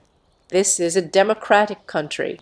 Sally is running for class president, and unless all signs fail, she is going to be elected. Such an atmosphere of intrigue. You should see what politicians we are. Oh, I tell you, Daddy, when we women get our rights, you men will have to look alive in order to keep yours. Election comes next Saturday, and we are going to have a torchlight procession in the evening, no matter who wins. I am beginning chemistry, a most unusual study. I've never seen anything like it before. Molecules and atoms are the material employed, but I'll be in a position to discuss them more definitely next month. I am also taking argumentation and logic, also history of the whole world, also plays of William Shakespeare, also French. If this keeps up many years longer, I shall become quite intelligent. I should rather have elected economics than French, but I didn't dare, because I was afraid that unless I re-elected French, the professor would not let me pass as it was. I just managed to squeeze through the June examination, but I will say that my high school preparation was not very adequate. There's one girl in the class who chatters away in French as fast as she does in English. She went abroad with her parents when she was a child and spent 3 years in a convent school. You can imagine how bright she is compared with the rest of you. Irregular verbs are mere playthings. I wish my parents had chucked me into a French convent when I was little instead of a foundling asylum. Oh no, I don't either, because then maybe I should never have known you. I'd rather know you than French. Goodbye, Daddy. I must call on Harriet Martin now, and, having discussed the chemical situation, casually drop a few thoughts on the subject of our next president. Yours in politics, J. Abbott, 17th October. Dear Daddy Long Legs, supposing the swimming tank in the gymnasium were filled full of lemon jelly, could a person trying to swim manage to keep on top, or would he sink? We were having lemon jelly for dessert when the question came up. We discussed it heatedly for half an hour, and it's still unsettled. Sally thinks that she could swim in it, but I am perfectly sure that the best swimmer in the world would sink. Wouldn't it be funny to be drowned in lemon jelly? 2 other problems are engaging the attention of our table. First, what shape are the rooms in an octagon house? Some of the girls insist that they are square, but I think they'd have to be shaped like a piece of pie. Don't you? Second, suppose there were a great big hollow sphere made of looking glass and you were sitting inside.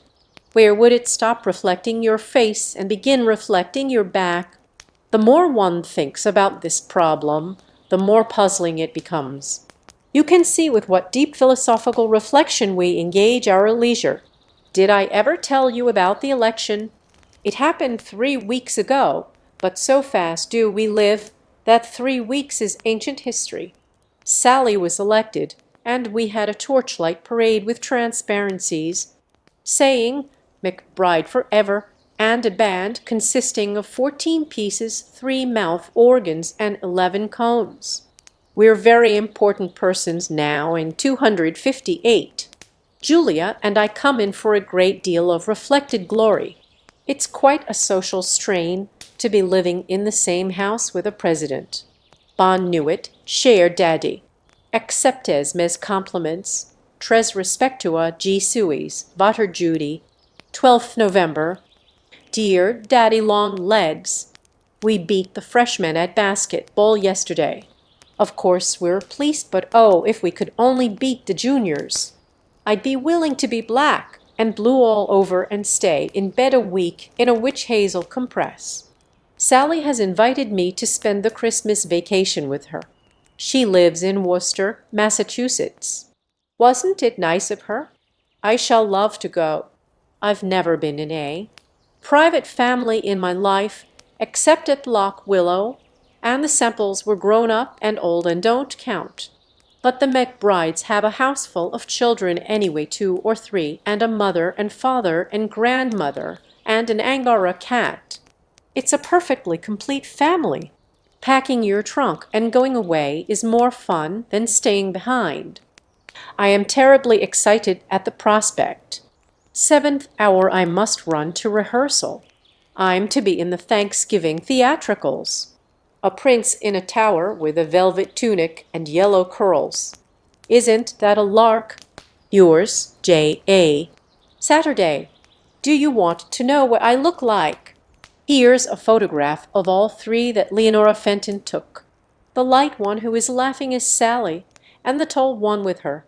Nose in the air is Julia, and the little one with the hair blowing across her face is Juddish is really more beautiful than that, but the sun was in her eyes. Stone Gate, Worcester, Mass. 31st December. Dear Daddy Long Legs, I meant to write to you before and thank you for your Christmas. Check, but life in the McBride household is very absorbing, and I don't seem able to find 2 consecutive minutes to spend at a desk. I bought a new gown on that I didn't need, but just wanted. My Christmas present this year is from Daddy Long Legs. My family just sent love. I've been having the most beautiful vacation visiting Sally. She lives in a big, old-fashioned brick house with white trimmings set back from the street, exactly the kind of house that I used to look at so curiously when I was in the John Grier home and wonder what it could be like inside. I never expected to see with my own eyes, but here I am. Everything is so comfortable and restful and homelike. I walk from room to room and drink in the furnishings. It is the most perfect house for children to be brought up in, with shadowy nooks for hide and seek, and open fireplaces for popcorn, and an attic to romp in on rainy days, and slippery banisters with a comfortable flat knob at the bottom, and a great big sunny kitchen, and a nice, fat, sunny cook who has lived in the family 13 years and always saves out a piece of dough for the children to bake. Just the sight of such a house makes you want to be a child all over again. And as for families, I never dreamed they could be so nice. Sally has a father and mother and grandmother, and the sweetest 3-year-old.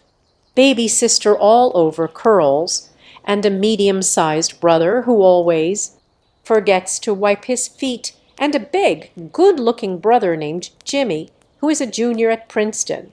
We have the jolliest times at the table. Everybody laughs and jokes and talks at once, and we don't have to say grace beforehand. It's a relief not having to thank somebody for every mouthful you eat.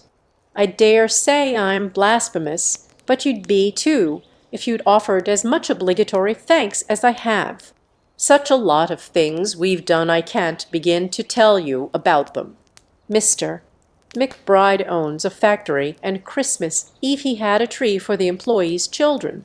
It was in the long packing room, which was decorated with evergreens and holly. Jimmy McBride was dressed as Santa Claus, and Sally and I helped him distribute the presents. Dear me, Daddy, but it was a funny sensation. I felt as benevolent as a trustee of the John Grier home.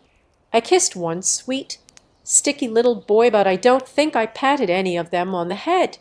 And 2 days after Christmas, they gave a dance at their own house for me.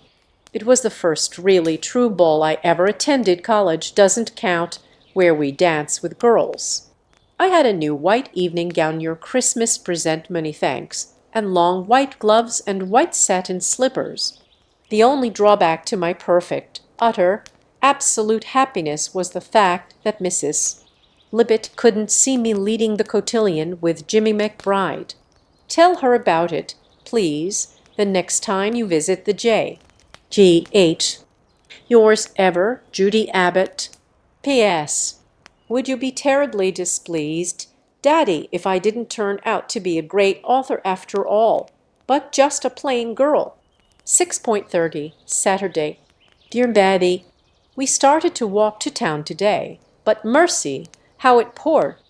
I like winter to be winter with snow instead of rain. Julia's desirable uncle called again this afternoon and brought a 5-pound box of chocolates. There are advantages, you see, about rooming with Julia. Our innocent prattle appeared to amuse him, and he waited for a later train in order to take tea in the study.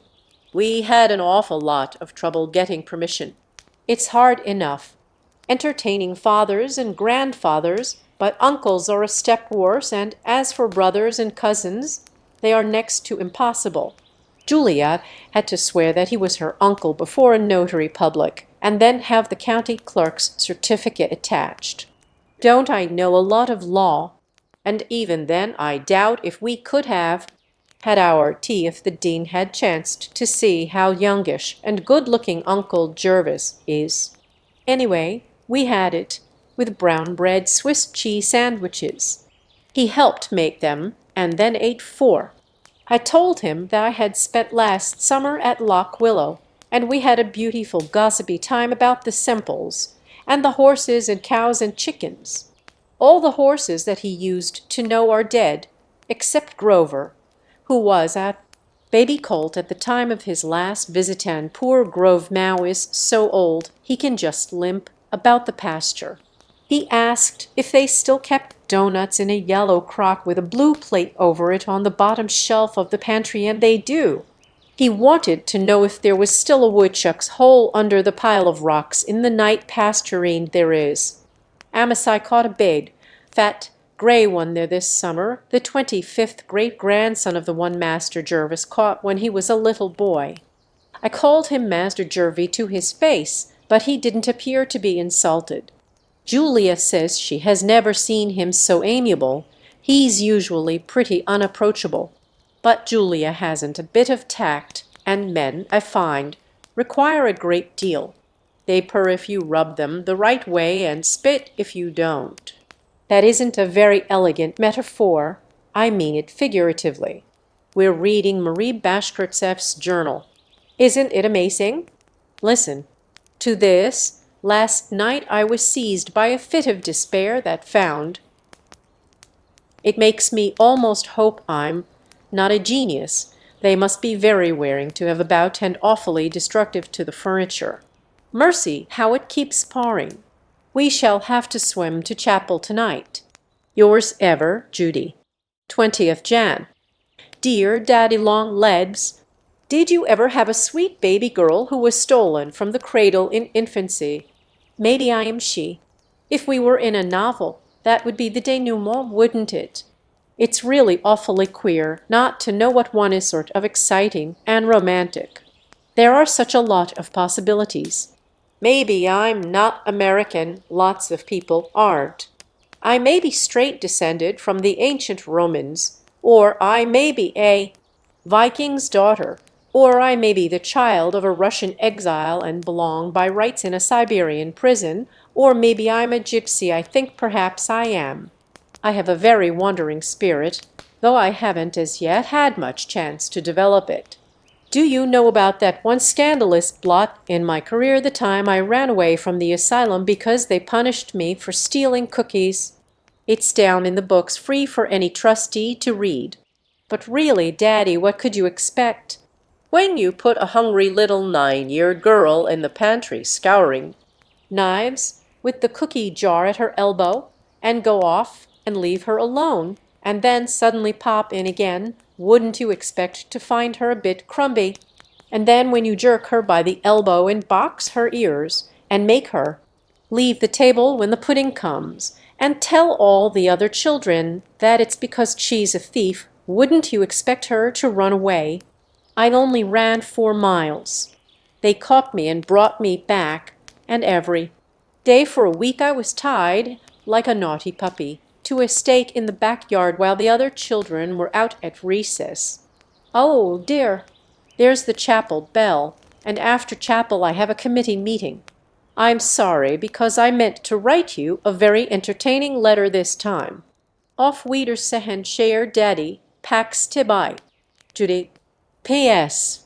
There's one thing I'm perfectly sure of, I'm not a Chinaman. 4th February. Dear Daddy Long Legs, Jimmy McBride has sent me a Princeton banner as big as one end of the room. I am very grateful to him for remembering me, but I don't know what on earth to do with it. Sally and Julia won't let me hang it up. Our room this year is furnished in red, and you can imagine what an effect we have if I added orange and black. But it's such nice, warm, thick felt, I hate to waste it. Would it be very improper to have it made into a bathrobe? My old one shrank when it was washed. I have entirely omitted of late telling you what I am learning, but, though you might not imagine it from my letters, my time is exclusively occupied with study. It's a very bewildering matter to get educated in 5 branches at once. The test of true scholarship as chemistry professor is a painstaking passion for detail. Be careful not to keep your eyes glued to detail, says history professor. Stand far enough away to get a perspective of the whole. You can see with what nicety we have to trim our sails between chemistry and history. I like the historical method best. If I say that William the Conqueror came over in 1492, and Columbus discovered America in 1100 or 1066 or whenever it was, that's a mere detail that the professor overlooks. It gives a feeling of security and restfulness to the history recitation that is entirely lacking in chemistry. 6th hour bell, I must go to the laboratory and look into a little matter of acids and salts and alkalis. I've burned a hole as big as a plate in the front of my chemistry apron with hydrochloric acid. If the theory worked, I ought to be able to neutralize that hole with good strong ammonia, oughtn't I? Examinations next week, but who's afraid? Yours ever, Judy. 5th March. Dear Daddy Long Legs, there is a March wind blowing, and the sky is filled with heavy, black moving clouds. The crows in the pine trees are making such a clamor. It's an intoxicating, exhilarating, calling noise. You want to close your books and be off over the hills to race with the wind. We had a paper chase last Saturday over 5 miles of squashy cross country. The fox, composed of 3 girls and a bushel or so of confetti, started half an hour before the 27 hunters. I was one of the 27. 8 dropped by the wayside. We ended 19.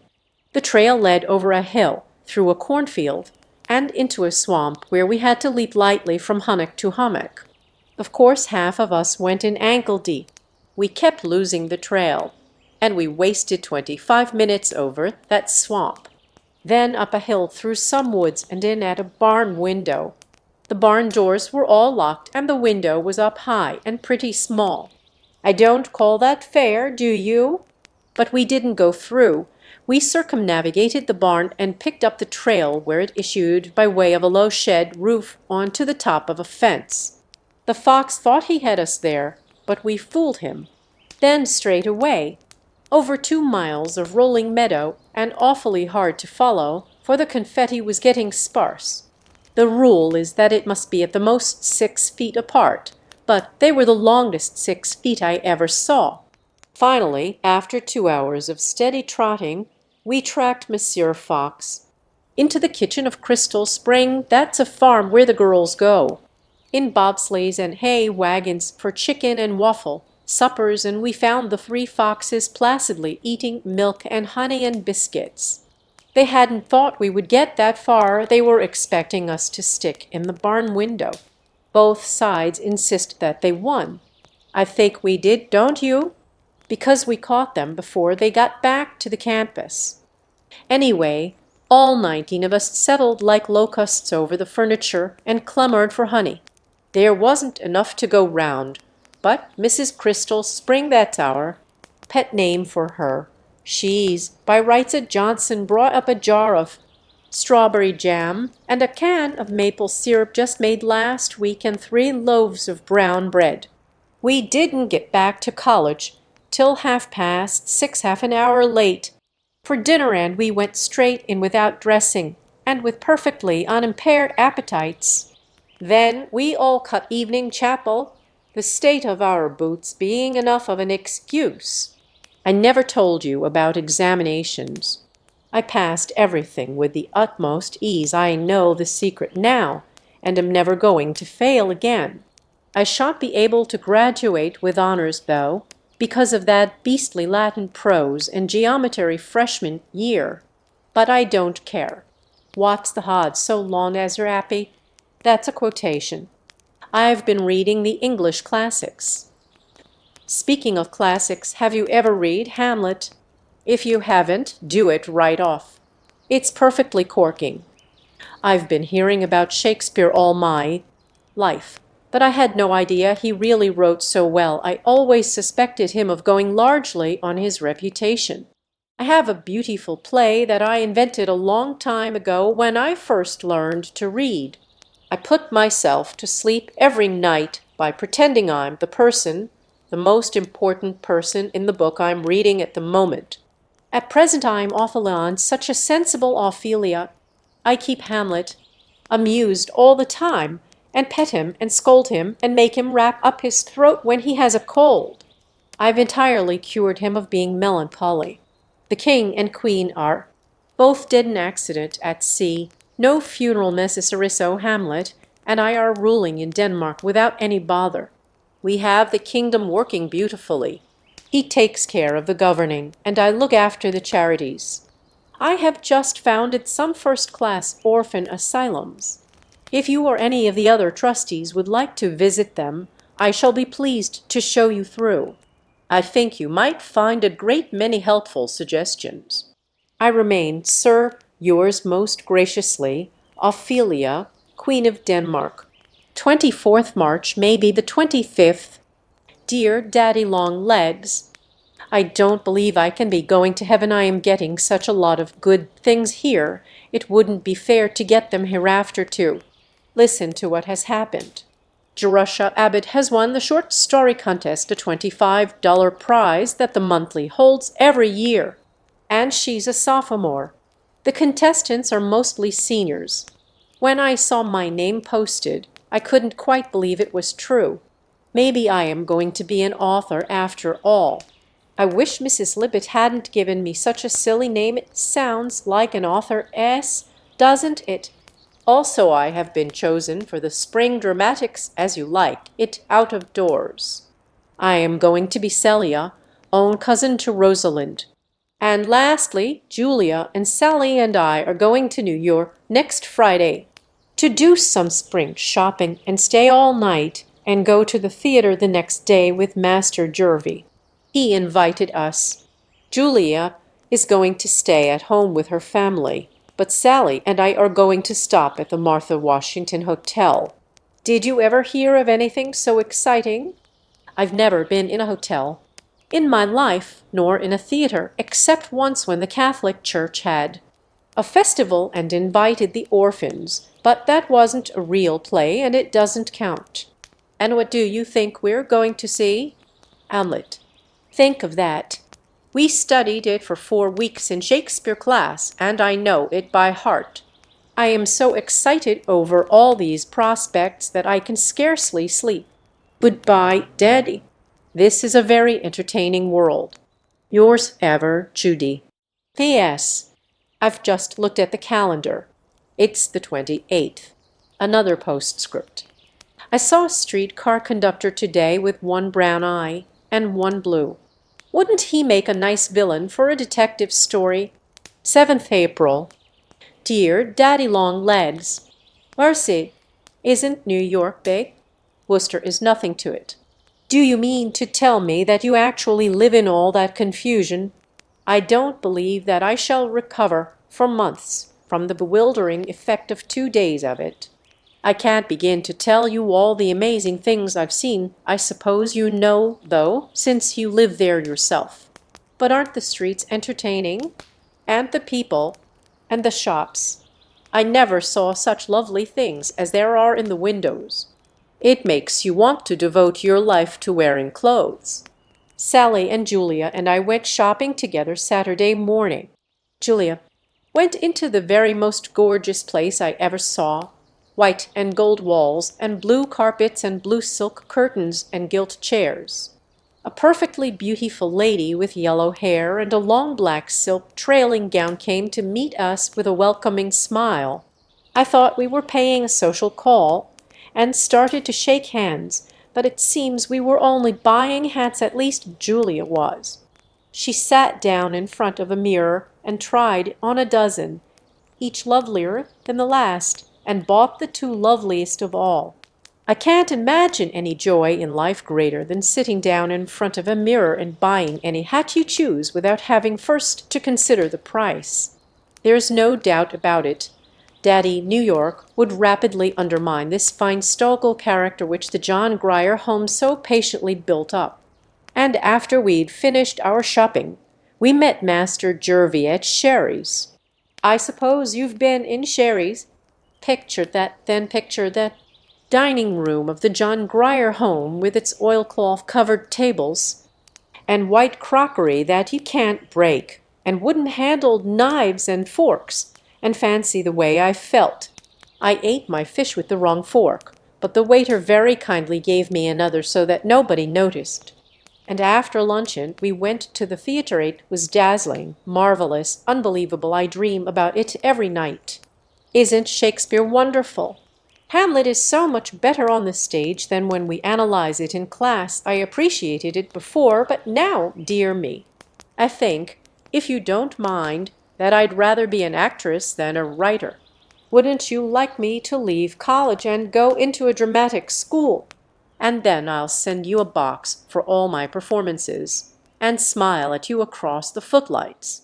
Only wear a red rose in your buttonhole, please, so I'll surely smile at the right man.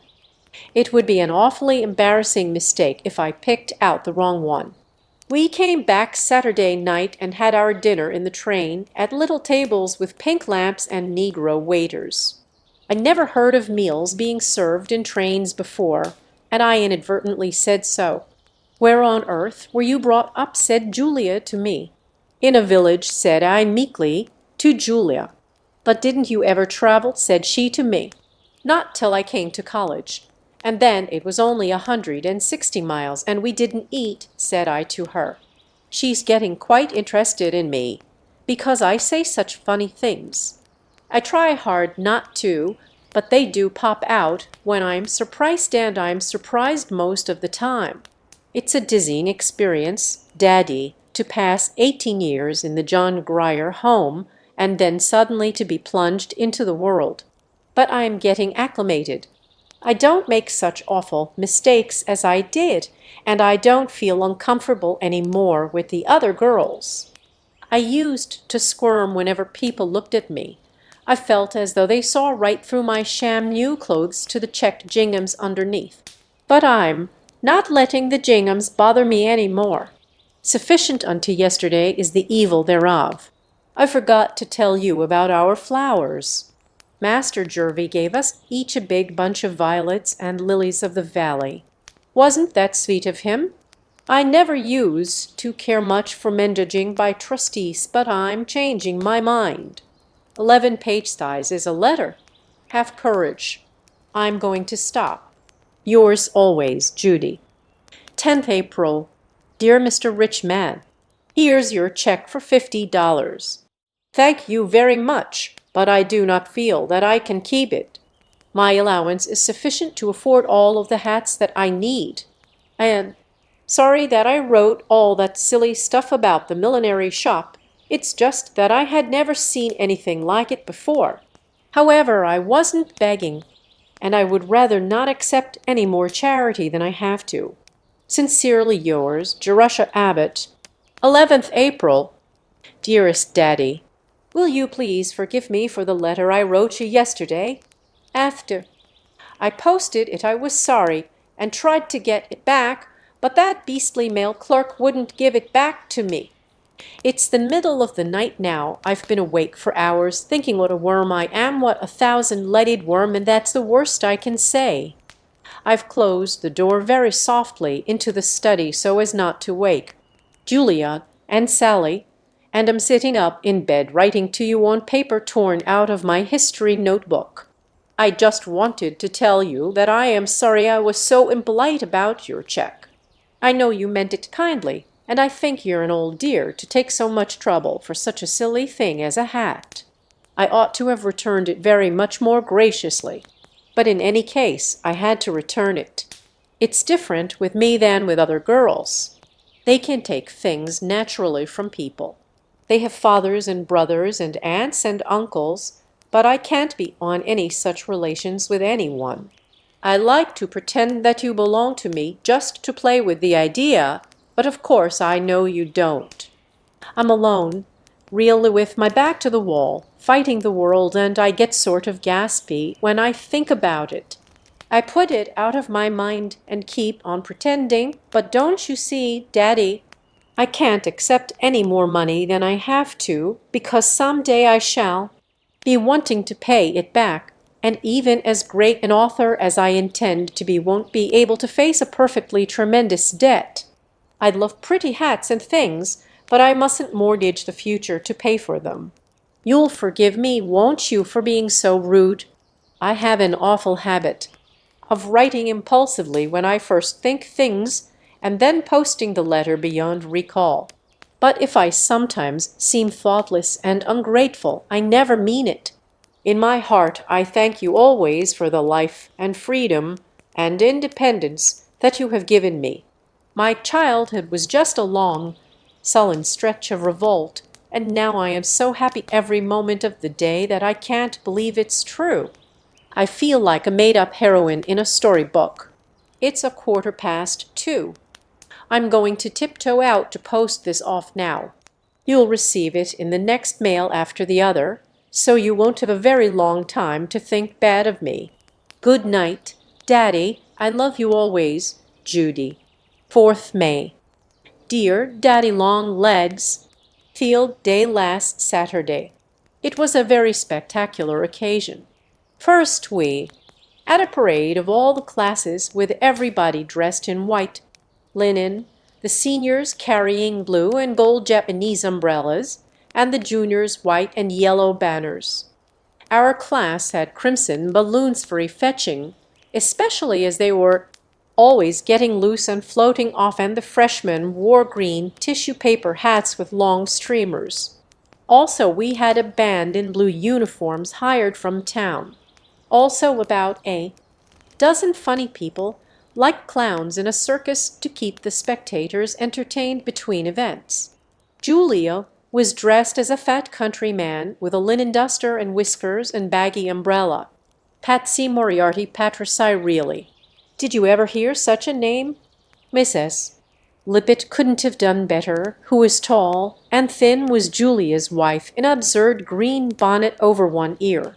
Waves of laughter followed them the whole length of the course. Julia played the part extremely well. I never dreamed that a Pendleton could display so much comedy. Spirit begging Master Jervie's pardon, I don't consider him a true Pendleton, though, any more than I consider you a true trustee. Sally and I weren't in the parade because we were entered for the events. And what do you think? We both won, at least in something. We tried for the running broad jump and lost, but Sally won the pole vaulting 7 feet 3 inches, and I won the 50-yard sprint 8 seconds. I was pretty panting at the end, but it was great fun with the whole class waving balloons and cheering and yelling. What's the matter with Judy Abbott? She's all right. Who's all right? Judy Abbott. That, Daddy, is true fame. Then trotting back to the dressing tent and being rubbed down with alcohol and having a lemon to suck. You see, we're very professional. It's a fine thing to win an event for your class, because the class that wins the most gets the athletic cup for the year. The seniors won it this year, with 7 events to their credit. The Athletic Association gave a dinner in the gymnasium to all of the winners. We had fried soft shell crabs and chocolate ice cream molded in the shape of basketballs. I sat up half of last night reading Jane Eyre. Are you old enough, Daddy, to remember 60 years ago? And if so, did people talk that way? The haughty Lady Blanche says to the footman, "Stop your chattering, knave, and do my bidding." Mr. Rochester talks about the metal welkin when he means the sky. And as for the mad woman who laughs like a hyena and sets fire to bed, curtains and tears up wedding veils and bites its melodrama of the purest, but just the same, you read and read and read. I can't see how any girl could have written such a book, especially any girl who was brought up in a churchyard. There's something about those Brontes that fascinates me. Their books, their lives, their spirit. Where did they get it? When I was reading about little Jane's troubles in the charity school, I got so angry that I had to go out and take a walk. I understood exactly how she felt. Having known Mrs. Lippett, I could see Mr. Brocklehurst. Don't be outraged, Daddy. I am not intimating that the John Grier home was like the Lowood Institute. We had plenty to eat and plenty to wear, sufficient water to wash in, and a furnace in the cellar. But there was one deadly likeness. Our lives were absolutely monotonous and uneventful. Nothing nice ever happened except ice cream on Sundays, and even that was regular. In all the 18 years I was there I only had one adventure when the woodshed burned. We had to get up in the night and dress so as to be ready in case the house should catch.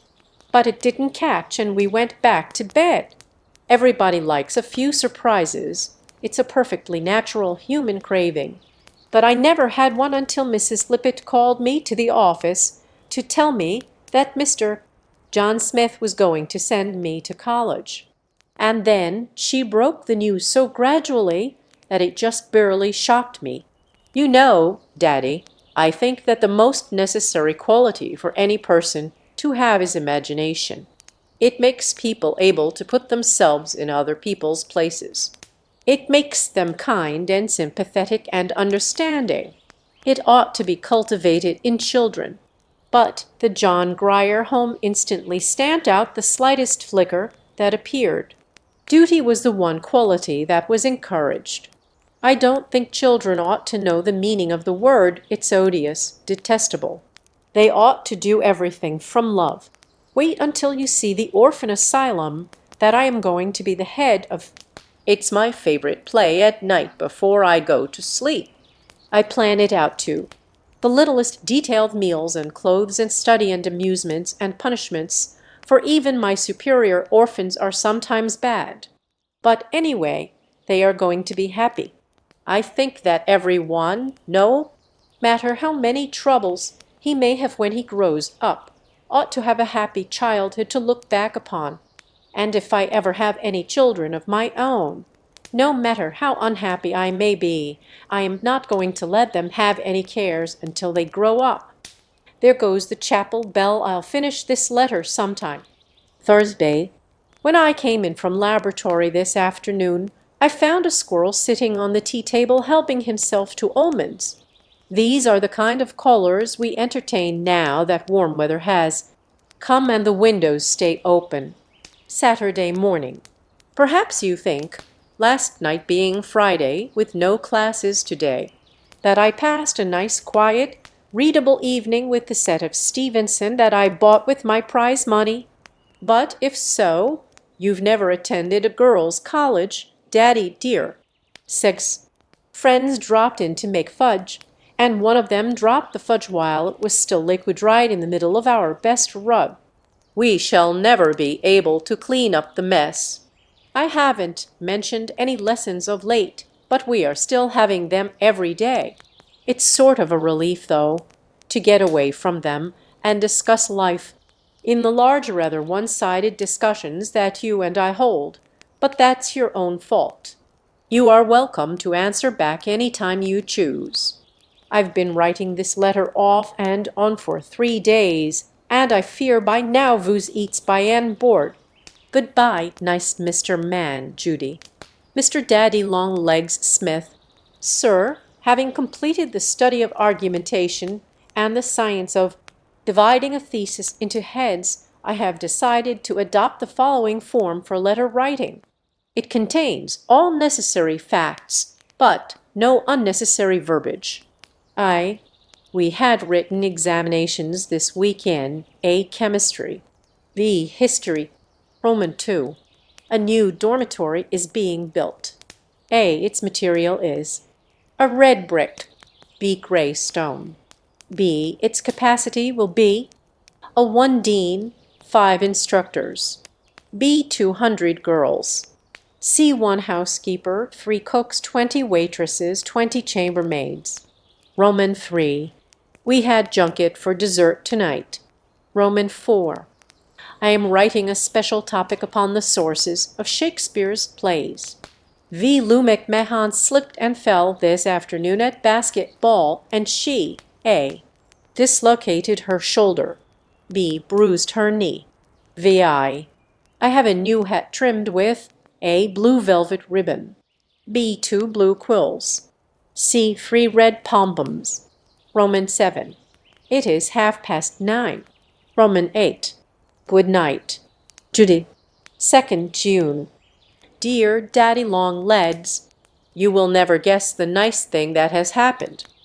The McBrides have asked me to spend the summer at their camp in the Adirondacks. They belong to a sort of club on a lovely little lake in the middle of the woods. The different members have houses made of logs dotted about among the trees, and they go canoeing on the lake, and take long walks through trails to other camps, and have dances once a week in the club. House Jimmy McBride is going to have a college friend visiting him part of the summer, so you see we shall have plenty of men to dance with. Wasn't it sweet of Mrs. McBride to ask me? It appears that she liked me when I was there for Christmas. Please excuse this being short. It isn't a real letter, it's just to let you know that I'm disposed of for the summer. Yours, in a very contented frame of mind, Judy. 5th June. Dear Daddy Longlegs, your secretary man has just written to me saying that Mr. Smith prefers that I should not accept Mrs. McBride's invitation, but should return to Lock Willow the same as last summer. Why, Daddy? You don't understand about it. Mrs. McBride does want me, really and truly. I'm not the least bit of trouble in the house. I'm helped. They don't take up many servants, and Sally and I can do lots of useful things. It's a fine chance for me to learn housekeeping. Every woman ought to understand it, and I only know asylum keeping. There aren't any girls our age at the camp, and Mrs. McBride wants me for a companion for Sally. We are planning to do a lot of reading together. We are going to read all of the books for next year's English and sociology. The professor said it would be a great help if we would get our reading finished in the summer, and it's so much easier to remember it if we read together and talk it over. Just to live in the same house with Sally's mother is an education. She's the most interesting, entertaining, companionable, charming woman in the world. She knows everything. Think how many summers I've spent with Mrs. Libbet, and how I'll appreciate the contrast. You needn't be afraid that I'll be crowding them, for their house is made of rubber. When they have a lot of company, they just sprinkle tents about in the woods and turn the boys outside. It's going to be such a nice, healthy summer exercising out of doors every minute. Jimmy McBride is going to teach me how to ride horseback and paddle a canoe and how to shoot ando, lots of things I ought to know. It's the kind of nice, jolly, carefree time that I've never had, and I think every girl deserves it once in her life. Of course I'll do exactly as you say, But please, please let me go, Daddy. I've never wanted anything so much. This isn't Jerusha Abbott, the future great author, writing to you. It's just Judy a girl. 9th June. Mr. John Smith, Sir, yours of the 7th inst. At hand. In compliance with the instructions received through your secretary, I leave on Friday next to spend the summer at Lock Willow Farm. I hope always to remain Miss Jerusha Abbott. Lock Willow Farm, 3rd August. Dear Daddy Long Legs, it has been nearly 2 months since I wrote, which wasn't nice of me, I know, but I haven't loved you much this summer, you see. I'm being frank. You can't imagine how disappointed I was at having to give up the McBride's camp. Of course I know that you're my guardian, and that I have to regard your wishes in all matters, but I couldn't see any reason. It was so distinctly the best thing that could have happened to me. If I had been Daddy and you had been Judy, I should have said, bless you, my child, run along and have a good time, see lots of new people, and learn lots of new things, live out of doors, and get strong and well and rested for a year of hard work. But not at all. Just a curt line from your secretary ordering me to Lock Willow. It's the impersonality of your commands that hurts my feelings. It seems as though, if you felt the tiniest little bit for me the way I feel for you, you'd sometimes send me a message that you'd written with your own hand instead of those beastly typewritten secretary's notes. If there were the slightest hint that you cared, I'd do anything on earth to please you. I know that I was to write nice, long, detailed letters without ever expecting any answer. You're living up to your side of the bargain. I'm being educated, and I suppose you're thinking I'm not living up to mine. But, Daddy, it is a hard bargain. It is, really. I'm so awfully lonely. You are the only person I have to care for, and you are so shadowy. You're just an imaginary man that I've made you, and probably the real you isn't a bit like my imaginary you. But you did once, when I was ill in the infirmary, send me a message, and now, when I am feeling awfully forgotten, I get out your card and read it over.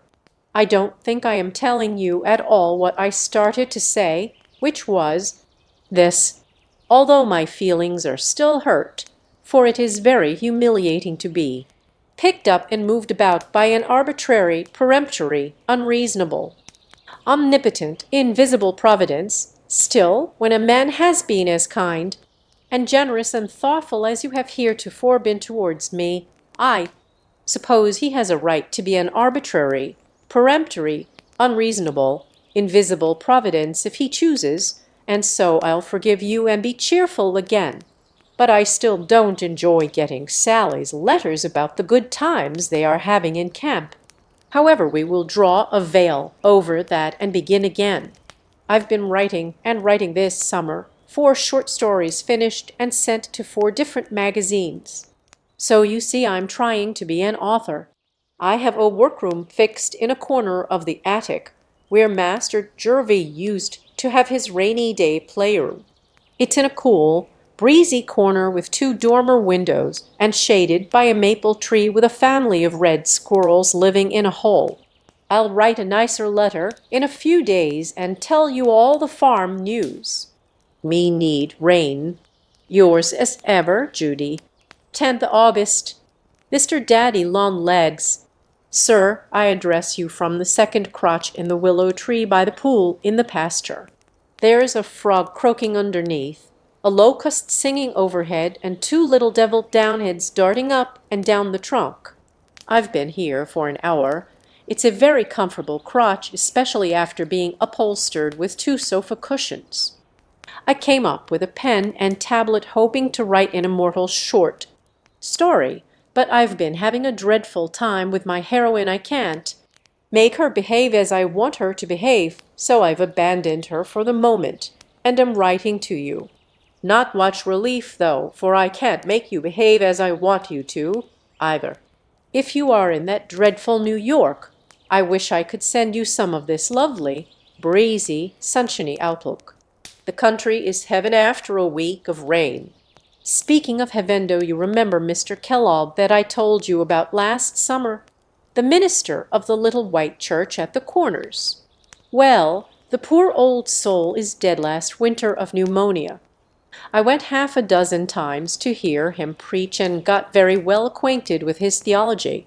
He believed to the end exactly the same things he started with.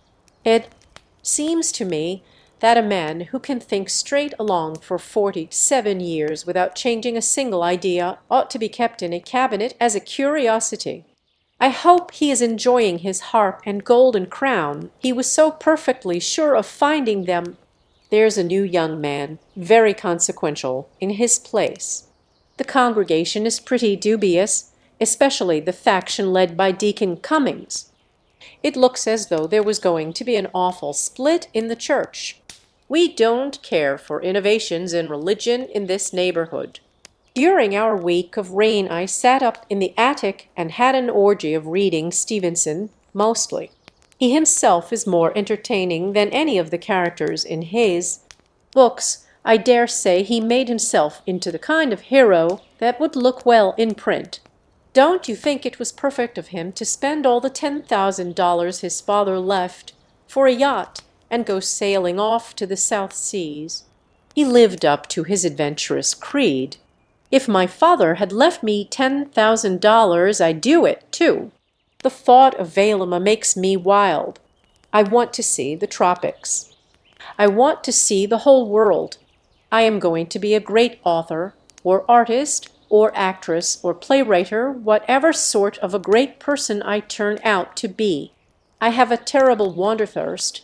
The very sight of a map makes me want to put on my hat and take an umbrella and start. I shall see before I die the palms and temples of the South. Thursday evening at twilight, sitting on the doorstep.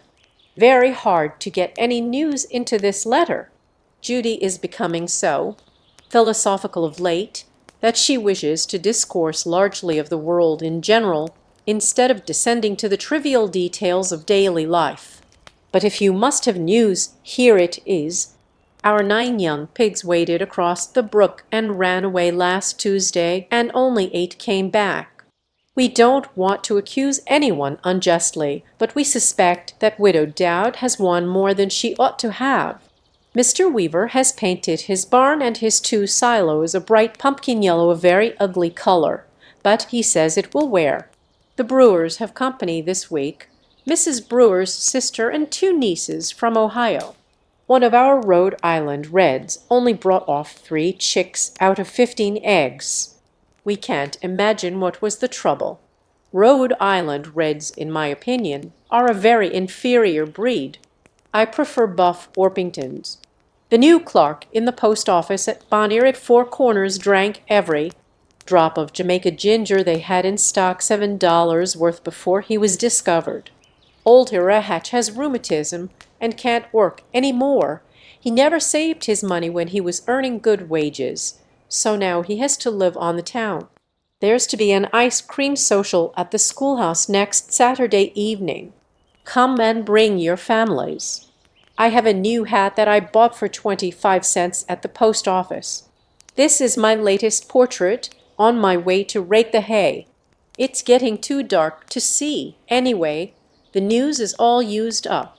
Good night, Judy. Friday. Good morning. Here is some news. What do you think? You'd never, never, never guess who's coming to Lock Willow. A letter to Mrs. Semple from Mr. Pendleton. He's motoring through the Berkshires and is tired and wants to rest on a nice quiet farm. If he climbs out at her doorstep some night, will she have a room ready for him? Maybe he'll stay 1 week, or maybe 2, or maybe 3. He'll see how restful it is when he gets here. Such a flutter as we are in. The whole house is being cleaned, and all the curtains washed. I am driving to the Corners this morning to get some new oilcloth for the entry, and 2 cans of brown floor paint for the hall and back stairs. Mrs. Dowd is engaged to come tomorrow to wash the windows. In the exigency of the moment, we waive our suspicions in regard to the piglet. You might think from this account of our activities that the house was not already immaculate, but I assure you it was. Whatever Mrs. Semple's limitations, she is a housekeeper. But isn't it just like a man, Daddy? He doesn't give the remotest hint as to whether he will land on the doorstep today or 2 weeks from today. We shall live in a perpetual breathlessness until he can mess, and if he doesn't hurry, the cleaning may all have to be done over again. There's Amasai waiting below with the buckboard and Grover. I drive alone, but if you could see old Grove, you wouldn't be worried as to my safety. With my hand on my heart, farewell. To the P.S. Isn't that a nice ending? I got it out of Stevenson's letters. Saturday. Good morning again. I didn't get this envelope yesterday before the postman came, so I'll add some more. We have one mail a day at 12 o'clock. Rural delivery is a blessing to the farmers. Our postman not only delivers letters, but he runs errands for us in town at 5 cents an errand. Yesterday he brought me some shoestrings and a jar of cold cream I sunburned all the skin off my nose before I got my new hat and a blue Windsor tie and a bottle of blacking all for 10 cents. That was an unusual bargain, owing to the largeness of my order. Also he tells us what is happening in the great world. Several people on the route take daily papers, and he reads them as he jogs along, and repeats the news to the ones who don't subscribe. So in case a war breaks out between the United States and Japan, or the president is assassinated, or Mr. Rockefeller leaves $1 million to the John Grier Home, you needn't bother to write. I'll hear it anyway. No sign yet of Master Jervie. But you should see how clean our house is and with what anxiety we wipe our feet before we step in. I hope he'll come soon. I am longing for someone to talk to. Mrs. Semple, to tell you the truth, gets rather monotonous. She never lets ideas interrupt the easy flow of her conversation.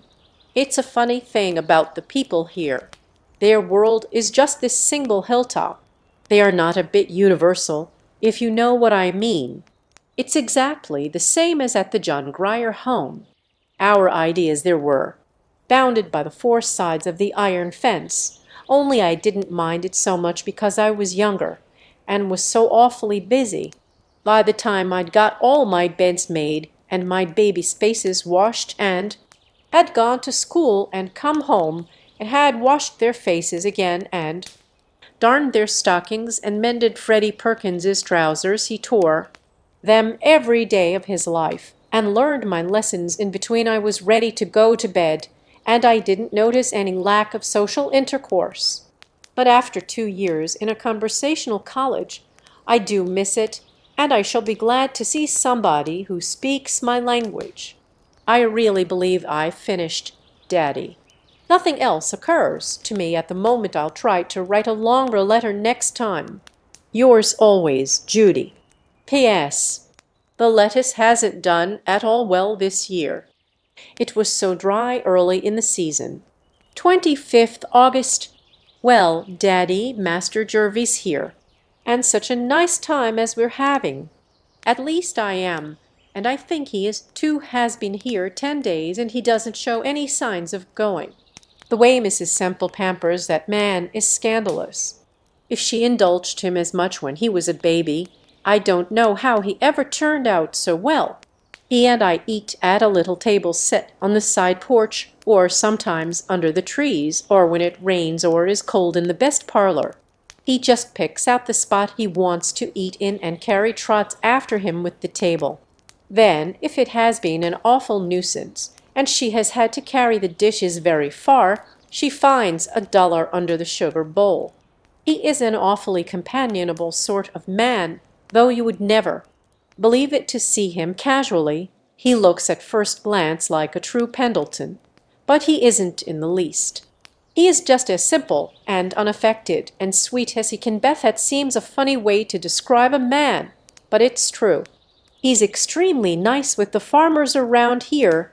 He meets them in a sort of man-to-man fashion that disarms them immediately. They were very suspicious at first. They didn't care for his clothes, and I will say that his clothes are rather amazing. He wears knickerbockers and pleated jackets and white flannels and riding clothes with puffed trousers. Whenever he comes down in anything new, Mrs. Semple, beaming with pride, walks around and views him from every angle, and urges him to be careful where he sits down. She is so afraid he will pick up some dust. It bores him dreadfully. He's always saying to her, "Run along, Lizzie, and tend to your work. You can't boss me any longer." It's awfully funny to think of that great big, long-legged man, he's nearly as long-legged as you, Daddy ever, sitting in Mrs. Semple's lap and having his face washed. Particularly funny when you see her lap. She has 2 laps now and 3 chins. But he says that once she was thin and wiry and spry and could run faster than he. Such a lot of adventures we're having. We've explored the country for miles, and I've learned to fish with funny little flies made of feathers. Also to shoot with a rifle and a revolver. Also to ride horsebackers, an astonishing amount of life in Old Grove. We fed him on oats for 3 days, and he shied at a calf and almost ran away with me. Wednesday, we climbed Sky Hill Monday afternoon. That's a mountain near here, not an awfully high mountain, perhaps no snow on the summit, but at least you are pretty breathless when you reach the top. The lower slopes are covered with woods, but the top is just piled rocks and open moor. We stayed up for the sunset and built a fire and cooked our supper. Master Jervie did the cooking. He said he knew how better than me, and he did, too, because he's used to camping. Then we came down by moonlight, and when we reached the wood trail where it was dark, by the light of an electric bulb that he had in his pocket. It was such fun. He laughed and joked all the way and talked about interesting things. He's read all the books I've ever read, and a lot of others besides. It's astonishing how many different things he knows. We went for a long tramp this morning and got caught in a storm. Our clothes were drenched before we reached home, but our spirits not even damp. You should have seen Mrs. Semple's face when we dripped into her kitchen. "Oh, Master Jervie, Miss Judy, you are soaked through. There, there, what shall I do? That nice new coat is perfectly ruined." She was awfully funny. You would have thought that we were 10 years old, and she a distracted mother. I was afraid for a while that we weren't going to get any jam for tea. Saturday. I started this letter ages ago, but I haven't had a second to finish it. Isn't this a nice thought from Stevenson? The world is so full of a number of things, I am sure we should all be as happy as kings. It's true, you know. The world is full of happiness, and plenty to go round if you are only willing to take the kind that comes your way. The whole secret is in being pliable. In the country, especially, there are such a lot of entertaining things. I can walk over everybody's land and look at everybody's view, and dabble in everybody's brook, and enjoy it just as much as though I owned the land and with no taxes to pay. It's Sunday night now, about 11 o'clock, and I am supposed to be getting some beauty sleep, but I had black coffee for dinner, so no beauty sleep for me. "This morning," said Mrs. Semple to Mr. Pendleton, with a very determined accent, "we have to leave here at 10:15 in order to get to church by 11. "Very well, Lizzie," said Master Jervie, "you have the buggy ready, and if I'm not dressed, just go on without waiting." "We'll wait," said she. "As you please," said he, "only don't keep the horses standing too long." Then, while she was dressing, he told Carrie to pack up a lunch, and he told me to scramble into my walking clothes, and we slipped out the back way and went fishing. It discommoded the household dreadfully, because Lock Willow of a Sunday dines at 2, but he ordered dinner at 7, orders meals whenever he chooses. You would think the place were a restaurant and that kept Carrie and Amasai from going driving. But he said it was all the better because it wasn't proper for them to go driving without a chaperone, and anyway, he wanted the horses himself to take me driving. Did you ever hear anything so funny? And poor Mrs. Semple believes that people who go fishing on Sundays go afterwards to a sizzling hot hell. She is awfully troubled to think that she didn't train him better when he was small and helpless and she had the chance. Besides wished to show him off in church. Anyway, we had our fishing. He caught 4 little ones, and we cooked them on a camp fire for lunch. They kept falling off our spiked sticks into the fire, so they tasted a little ashy, but we ate them. We got home at 4 and went driving at 5 and had dinner at 7, and at 10 I was sent to bed, and here I am writing to you. I am getting a little sleepy, though. Good night. Here is a picture of the one fish I caught. Ship ahoy, Cap'n Long Legs. Avast, belay, yo, ho, ho, and a bottle of rum. Guess what I'm reading? Our conversation these past 2 days has been nautical and piratical. Isn't Treasure Island fun? Did you ever read it? Or wasn't it written when you were a boy? Stevenson only got £30. For the serial rights, I don't believe it pays to be a great author. Maybe I'll be a school teacher. Excuse me for filling my letters so full of Stevenson. My mind is very much engaged with him at present. He comprises Lock Willow's library. I've been writing this letter for 2 weeks, and I think it's about long enough. Never say, Daddy, that I don't give details. I wish you were here, too. We'd all have such a jolly time together. I like my different friends to know each other. I wanted to ask Mr. Pendleton if he knew you in New York. I should think he might. You must move in about the same exalted social circles, and you are both interested in reforms and things, but I couldn't, for I don't know your real name. It's the silliest thing I ever heard of, not to know your name. Mrs. Lippett warned me that you were eccentric. I should think so. Affectionately, Judy. P.S. On reading this over, I find that it isn't all Stevenson. There are 1 or 2 glancing references to Master Jervie. 10th September. Dear Daddy, he has gone and we are missing him. When you get accustomed to people, or places, or ways of living, and then have them snatched away, it does leave an awfully empty, gnawing sort of sensation. I'm finding Mrs. Semple's conversation pretty unseasoned food. College opens in 2 weeks, and I shall be glad to begin work again. I have worked quite a lot this summer, though 6 short stories and 7 poems. Those I sent to the magazines all came back with the most courteous promptitude. But I don't mind. It's good practice. Master Jervie read them had brought in the post, so I couldn't help his knowing, and he said they were dreadful. They showed that I didn't have the slightest idea of what I was talking about. Master Jervie doesn't let politeness interfere with truth.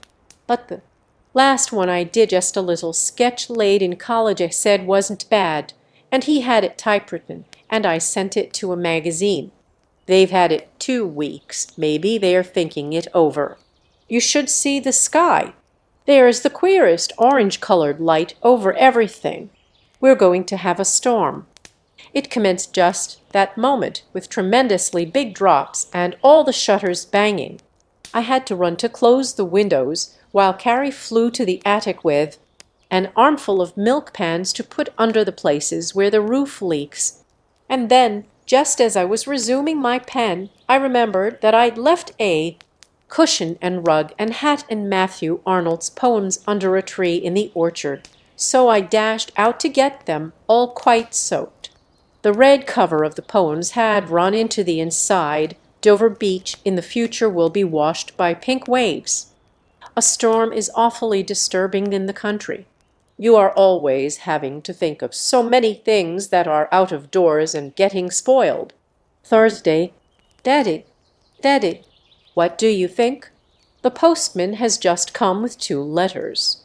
First, my story is accepted. $50. Allures, I'm an author. Second, a letter from the college secretary. I'm to have a scholarship for 2 years that will cover board and tuition. It was founded for marked proficiency in English with general excellency in other lines. And I've won it. I applied for it before I left, but I didn't have an idea I'd get it on account of my freshman bad work in maths and Latin. But it seems I've made it up. I am awfully glad, Daddy, because now I won't be such a burden to you. The monthly allowance will be all I'll need, and maybe I can earn that with writing or tutoring or something. I'm longing to go back and begin work. Yours ever, Jerusha Abbott, author of When the Sophomores Won the Game. For sale at all newsstands, price 10 cents. 26th September. Dear Daddy Long Legs, back at college again and an upperclassman. Our study is better than ever this year faces the south with 2 huge windows and oh, so furnished. Julia, with an unlimited allowance, arrived 2 days early and was attacked with a fever for settling. We have new wallpaper and oriental rugs and mahogany chestnut painted mahogany, which made us sufficiently happy last year, but real. It's very gorgeous, but I don't feel as though I belonged in it.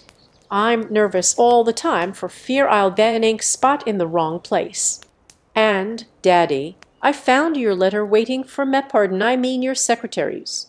Will you kindly convey to me a comprehensible reason why I should not accept that scholarship? I don't understand your objection in the least, but anyway, it won't do the slightest good for you to object, for I've already accepted it, and I am not going to change. That sounds a little impertinent, but I don't mean it so. I suppose you feel that when you set out to educate me, you'd like to finish the work and put a neat period in the shape of a diploma at the end. But look at it just a second from my point of view. I shall owe my education to you just as much as though I let you pay for the whole of it, but I won't be quite so much indebted. I know that you don't want me to return the money, but nevertheless, I am going to want to do it if I possibly can, and winning this scholarship makes it so much easier. I was expecting to spend the rest of my life in paying my debts, but now I shall only have to spend 1/2 of the rest of it. I hope you understand my position and won't be cross. The allowance I shall still most gratefully accept. It requires an allowance to live up to Julia and her furniture. I wish that she had been reared to simpler tastes, or else that she were not my room-mate. This isn't much of a letter. I meant to have written a lot, but I've been hemming 4 window curtains and 3 portieres. I'm glad you can't see the length of the stitches, and polishing a brass desk set with tooth powder, very uphill work, and sawing off picture wire with manicure scissors, and unpacking 4 boxes of books and putting away 2 trunkfuls of clothes. It doesn't seem believable that Jerusha Abbott owns 2 trunks full of clothes, but she does, and welcoming back 50 dear friends in between. Opening day is a joyous occasion. Good night, Daddy dear, and don't be annoyed because your chick is wanting to scratch for herself. She's growing up into an awfully energetic little hen with a very determined cluck and lots of beautiful feathers, all due to you. Affectionately, Judy. 30th September. Dear Daddy, are you still harping on that scholarship? I never knew a man so obstinate and stubborn and unreasonable and tenacious and bulldoggish and unable to see other people's point of view as you. You prefer that I should not be accepting favors from strangers. Strangers. And what are you, pray? Is there anyone in the world that I know less? I shouldn't recognize you if I met you in the street. Now, you see, if you had been a sane, sensible person and had written nice, cheering fatherly letters to your little Judy, and had come occasionally and patted her on the head, and had said you were glad, She was such a good girl then, perhaps. She wouldn't have flouted you in your old age, but would have obeyed your slightest wish like the dutiful daughter she was meant to be. Strangers, indeed. You live in a glass house, Mr. Smith, and besides, this isn't a favor. It's like a prize I earned it by hard work. If nobody had been good enough in English, the committee wouldn't have awarded the scholarship. Some years they don't. Also, but what's the use of arguing with a man? You belong, Mr. Smith, to a sex devoid of a sense of logic. To bring a man into line, there are just two methods. One must either coax or be disagreeable. I scorn to coax men for what I wish. Therefore, I must be disagreeable. I refuse, sir, to give up the scholarship, and if you make any more fuss, I won't accept the monthly allowance either, but will wear myself into a nervous wreck tutoring stupid freshmen. That is my ultimatum. And listen, I have a further thought. Since you are so afraid that by taking this scholarship I am depriving someone else of an education, I know a way out. You can apply the money that you would have spent for me towards educating some other little girl from the John Grier home. Don't you think that's a nice idea? Only, Daddy, educate the new girl as much as you choose, but please don't like her any better than me.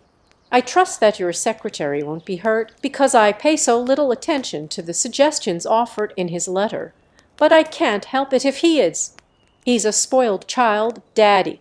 I've meekly given in to his whims heretofore, but this time I intend to be firm. Yours, with a mind completely and irrevocably and world without end, made up, Jerusha Abbott, 9th November.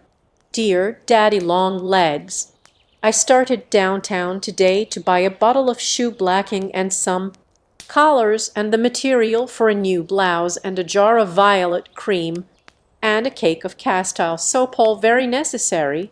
I couldn't be happy. Another day without Theman. When I tried to pay the car fare, I found that I had left my purse in the pocket of my other coat. So I had to get out and take the next car, and was late for gymnasium. It's a dreadful thing to have no memory and two coats. Julia Pendleton has invited me to visit her for the Christmas holidays. How does that strike you, Mr. Smith? Fancy Jerusha Abbott, of the John Grier home, sitting at the tables of the rich. I don't know why Julia Wandsmesh seems to be getting quite attached to me of late. I should, to tell the truth, very much prefer going to Sally's, but Julia asked me first, so if I go anywhere it must be to New York instead of to Worcester.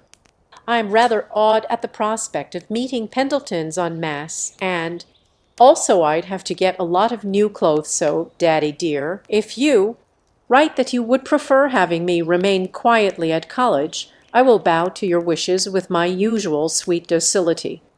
I'm engaged at odd moments with the life and letters of Thomas Huxley. It makes nice, light reading to pick up between times. Do you know what an Archaeopteryx is? It's a bird and a stereomathus. I'm not sure myself, but I think it's a missing link, like a bird with teeth or a lizard with wings.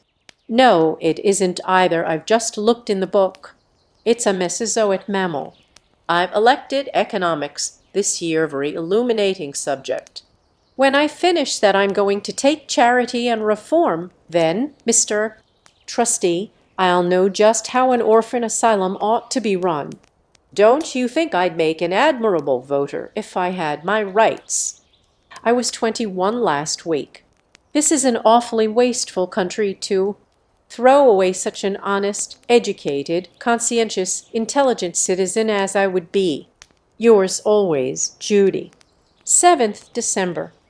Dear Daddy Long Legs, thank you for permission to visit Julia. I take it that silence means consent. Such a social whirl as we've been having. The founders' dance came. Last week thighs was the first year that any of us could attend, only upperclassmen being allowed. I invited Jimmy McBride, and Sally invited his roommate at Princeton, who visited them last summer at their camp, and awfully nice. Man with red hair, and Julia invited a man from New York. Not very exciting, but socially irreproachable. He is connected with the de la Mater Chichesters. Perhaps that means something to you. It doesn't illuminate me to any extent. However, our guests came Friday afternoon in time for tea in the senior corridor, and then dashed down to the hotel for dinner. The hotel was so full that they slept in rows on the billiard tables, they say. Jimmy McBride says that the next time he is bidden to a social event in this college, he is going to bring one of their Adirondack tents and pitch it on the campus. At 7:30 they came back for the president's reception and dance. Our functions commence early. We had the men's cards all made out ahead of time, and after every dance we'd leave them in groups under the letter that stood for their names, so that they could be readily found by their next partners. Jimmy McBride, for example, would stand patiently under M until he was claimed. At least he ought to have stood patiently, but he kept wandering off and getting mixed with R's and S's and all sorts of letters. I found him a very difficult guest. He was sulky because he had only 3 dances with me. He said he was bashful about dancing with girls he didn't know. The next morning we had a glee club concertant. Who do you think wrote the funny new song composed for the occasion? It's the truth. She did. Oh, I tell you, Daddy, your little foundling is getting to be quite a prominent person. Anyway, our gay 2 days were great fun, and I think the men enjoyed it. Some of them were awfully perturbed at first at the prospect of facing 1,000 girls, but they got acclimated very quickly. Our 2 Princeton men had a beautiful time, at least they politely said they had, and they've invited us to their dance next spring. We've accepted, so please don't object, Daddy dear. Julia and Sally and I all had new dresses. Do you want to hear about them? Julia's was cream satin and gold embroidery, and she wore purple orchids. It was a dream and came from Paris and cost $1,000,000.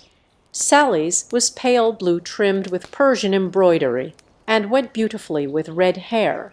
It didn't cost quite $1,000,000, but was just as effective as Julia's. Mine was pale pink crepe de chine trimmed with ecru lace and rose satin, and I carried crimson roses which J. McB. sent Sally, having told him what color to get. And we all had satin slippers and silk stockings and chiffon scarfs to match. You must be deeply impressed by these millinery details. One can't help thinking, Daddy, what a colorless life a man is forced to lead when one reflects that chiffon and Venetian point and hand embroidery and Irish crochet are to him mere empty words. Whereas a woman, whether she is interested in babies or microbes or husbands or poetry or servants or parallelograms or gardens or plateaux or bridges, fundamentally and always interested in clothes. It's the one touch of nature that makes the whole world kin. That isn't original. I got it out of one of Shakespeare's plays. However, to resume, do you want me to tell you a secret that I've lately discovered? And will you promise not to think me vain? Then listen. I'm pretty. I am, really. I'd be an awful idiot not to know it with 3 looking-glasses in the room. A friend. P.S.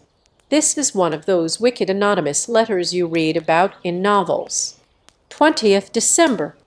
Dear Daddy-long-legs, I've just a moment, because I must attend 2 classes, pack a trunk and a suitcase, and catch the 4 o'clock train, but I couldn't go without sending a word to let you know how much I appreciate my Christmas box. I love the furs and the necklace and the Liberty scarf and the gloves and handkerchiefs and books, and Percy most of all. I love you. But, Daddy, you have no business to spoil me this way. I'm only human and a girl at that. How can I keep my mind sternly fixed on a studious career when you deflect me with such worldly frivolities? I have strong suspicions now as to which one of the John Grier trustees used to give the Christmas tree and the Sunday ice cream. He was nameless, but by his works I know him. You deserve to be happy for all the good things you do. Goodbye, and a very Merry Christmas. Yours always, Judy. P.S. I am sending a slight token, too. Do you think you would like her if you knew her? 11th January. I meant to write to you from the city, Daddy, but New York is an engrossing place. I had an interesting and illuminating time, but I'm glad I don't belong to such a family. I should truly rather have the John Grier home for a background. Whatever the drawbacks of my bringing up, there was at least no pretense about it. I know now what people mean when they say they are weighed down by things. The material atmosphere of the house was crushing. I didn't draw a deep breath until I was on an express train coming back. All the furniture was carved and upholstered and gorgeous. The people I met were beautifully dressed and low-voiced and well-bred, but it's the truth, Daddy. I never heard one word of real talk from the time we arrived until we left. I don't think an idea ever entered the front door. Mrs. Pendleton never thinks of anything but jewels and dressmakers and social engagements. She did seem a different kind of mother from Mrs. McBride. If I ever marry and have a family, I'm going to make them as exactly like the McBrides as I can. Not for all the money in the world would I ever let any children of mine develop into Pendletons. Maybe it isn't polite to criticize people you've been visiting. If it isn't, please excuse. This is very confidential between you and me. I only saw Master Jervie once when he called at tea time, and then I didn't have a chance to speak to him alone. It was really disappointing after our nice time last summer. I don't think he cares much for his relatives, and I am sure they don't care much for him. Julia's mother says he's unbalanced. He's a socialist, except, thank heaven, he doesn't let his hair grow and wear red ties. She can't imagine where he picked up his queer ideas. The family have been Church of England for generations. He throws away his money on every sort of crazy reform instead of spending it on such sensible things as yachts and automobiles and polo ponies. He does buy candy with it, though. He sent Julia and me each a box for Christmas. You know, I think I'll be a socialist, too. You wouldn't mind, would you, Daddy? They are quite different from anarchists. They don't believe in blowing people up. Probably I am one by rights. I belong to the proletariat. I haven't determined yet just which kind I am going to be. I will look into the subject over Sunday and declare my principles in my next. I've seen loads of theaters and hotels and beautiful houses. My mind is a confused jumble of onyx and gilding and mosaic floors and palms. I'm still pretty breathless, but I am glad to get back to college and my books. I believe that I really am a student. This atmosphere of academic calm I find more bracing than New York. College is a very satisfying sort of life. The books and study and regular classes keep you alive mentally, and then when your mind gets tired, you have the gymnasium and outdoor athletics, and always plenty of congenial friends who are thinking about the same things you are. We spend a whole evening in nothing but talk and go to bed with a very uplifted feeling, as though we had settled permanently some pressing world problems. And filling in every crevice, there is always such a lot of nonsense, just silly jokes about the little things that come up, but very satisfying. We do appreciate our own witticisms. It isn't the great big pleasures that count the most, it's making a great deal out of the little ones. I've discovered the true secret of happiness, Daddy, and that is to live in the now, not to be forever regretting the past or anticipating the future, but to get the most that you can out of this very instant. It's like farming. You can have extensive farming and intensive farming. Well, I am going to have intensive living after this. I'm going to enjoy every second and I'm going to know I'm enjoying it while I'm enjoying it. Most people don't live, they just race. They are trying to reach some goal far away on the horizon, and in the heat of the going they get so breathless and panting that they lose all sight of the beautiful, tranquil country they are passing through, and then the first thing they know they are old and worn out, and it doesn't make any difference whether they've reached the goal or not. I've decided to sit down by the way and pile up a lot of little happinesses, even if I never become a great author. Did you ever know such a philosopheress as I am developing into? Yours ever, Judy. P.S. It's raining cats and dogs tonight. 2 puppies and a kitten have just landed on the window sill. Dear comrade, Poré, I'm a Fabian. That's a socialist who's willing to wait. We don't want the social revolution to come tomorrow morning. It would be too upsetting. We want it to come very gradually in the distant future, when we shall all be prepared and able to sustain the shock. In the meantime, we must be getting ready by instituting industrial, educational, and orphan asylum reforms. Yours with fraternal love, Judy. Monday, 3rd hour, 11th February, dear D. L. L. Don't be insulted because this is so short. It isn't a letter, it's just a line to say that I'm going to write a letter pretty soon when examinations are over. It is not only necessary that I pass, but pass well. I have a scholarship to live up to. Yours, studying hard, J.A. 5th March. Dear Daddy Longlegs, President Kyler made a speech this evening about the modern generation being flippant and superficial. He says that we are losing the old ideals of earnest endeavor and true scholarship, and particularly is this falling off noticeable in our disrespectful attitude towards organized authority. We no longer pay a seemly deference to our superiors. I came away from chapel very sober. Am I too familiar, Daddy? Ought I to treat you with more dignity and aloofness? Yes, I'm sure I ought. I'll begin again. My dear Mr. Smith, you will be pleased to hear that I passed successfully my mid-year examinations and am now commencing work in the new semester.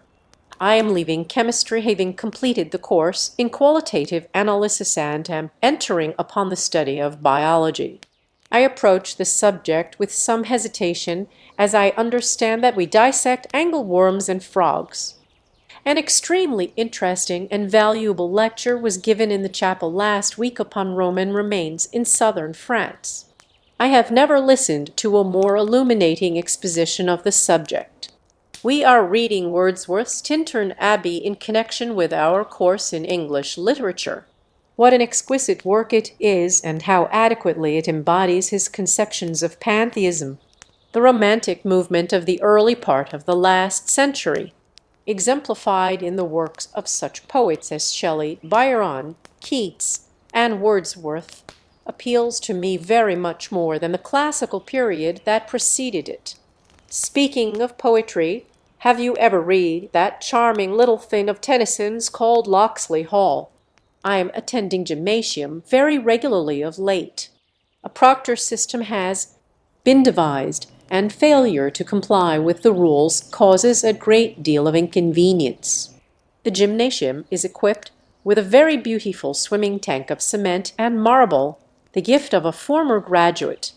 My roommate, Miss McBride, has given me her bathing suit at shrink so that she can no longer wear it, and I am about to begin swimming lessons. We had delicious pink ice cream for dessert last night. Only vegetable dyes are used in coloring the food. The college is very much opposed, both from aesthetic and hygienic motives, to the use of aniline dyes. The weather of late has been ideal bright sunshine and clouds interspersed with a few welcome snowstorms. I and my companions have enjoyed our walks to and from classes, particularly from. Trusting, my dear Mr. Smith, that this will find you in your usual good health, I remain, Most cordially yours, Jerusha Abbott. 24th April. Dear Daddy, spring has come again. You should see how lovely the campus is. I think you might come and look at it for yourself. Master Jervie dropped in again last Friday, but he chose a most unpropitious time, for Sally and Julia and I were just running to catch a train. And where do you think we were going? To Princeton, to attend a dance and a ball game, if you please. I didn't ask you if I might go, because I had a feeling that your secretary would say no, but it was entirely regular. We had leave of absence from college, and Mrs. McBride chaperoned us. We had a charming time, but I shall have to omit details. They are too many and complicated. Saturday, up before dawn. The night watchman called us 6 of yous, and we made coffee in a chafing dish. You never saw so many grounds, and walked 2 miles to the top of One Tree Hill to see the sun rise. We had to scramble up the last slope.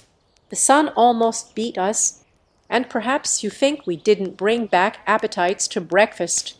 Dear me, Daddy, I seem to have a very ejaculatory style today. This page is peppered with exclamations.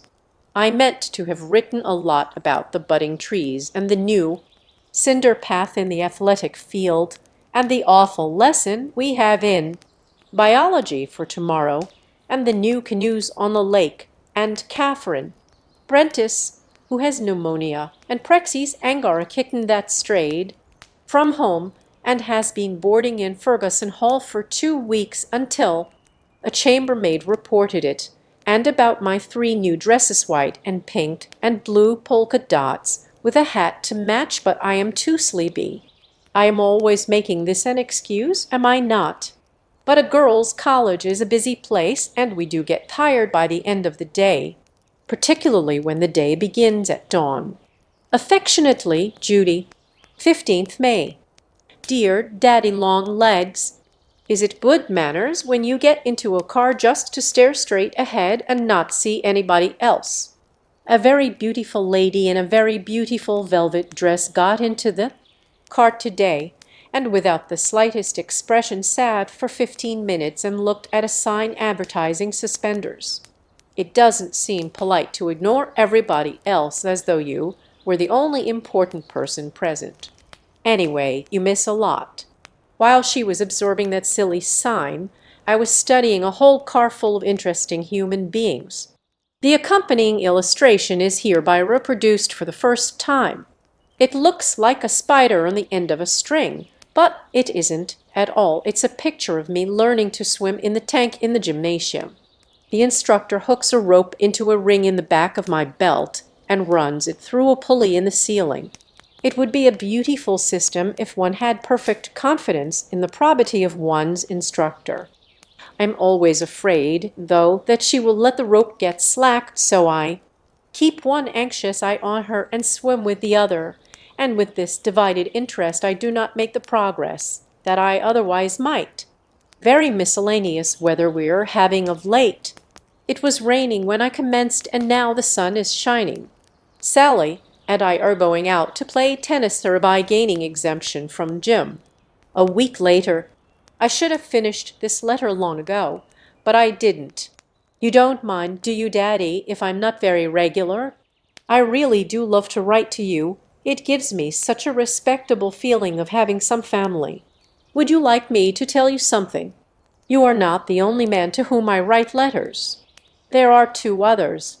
I have been receiving beautiful long letters this winter from Master Jervie with typewritten envelopes, so Julia won't recognize the writing.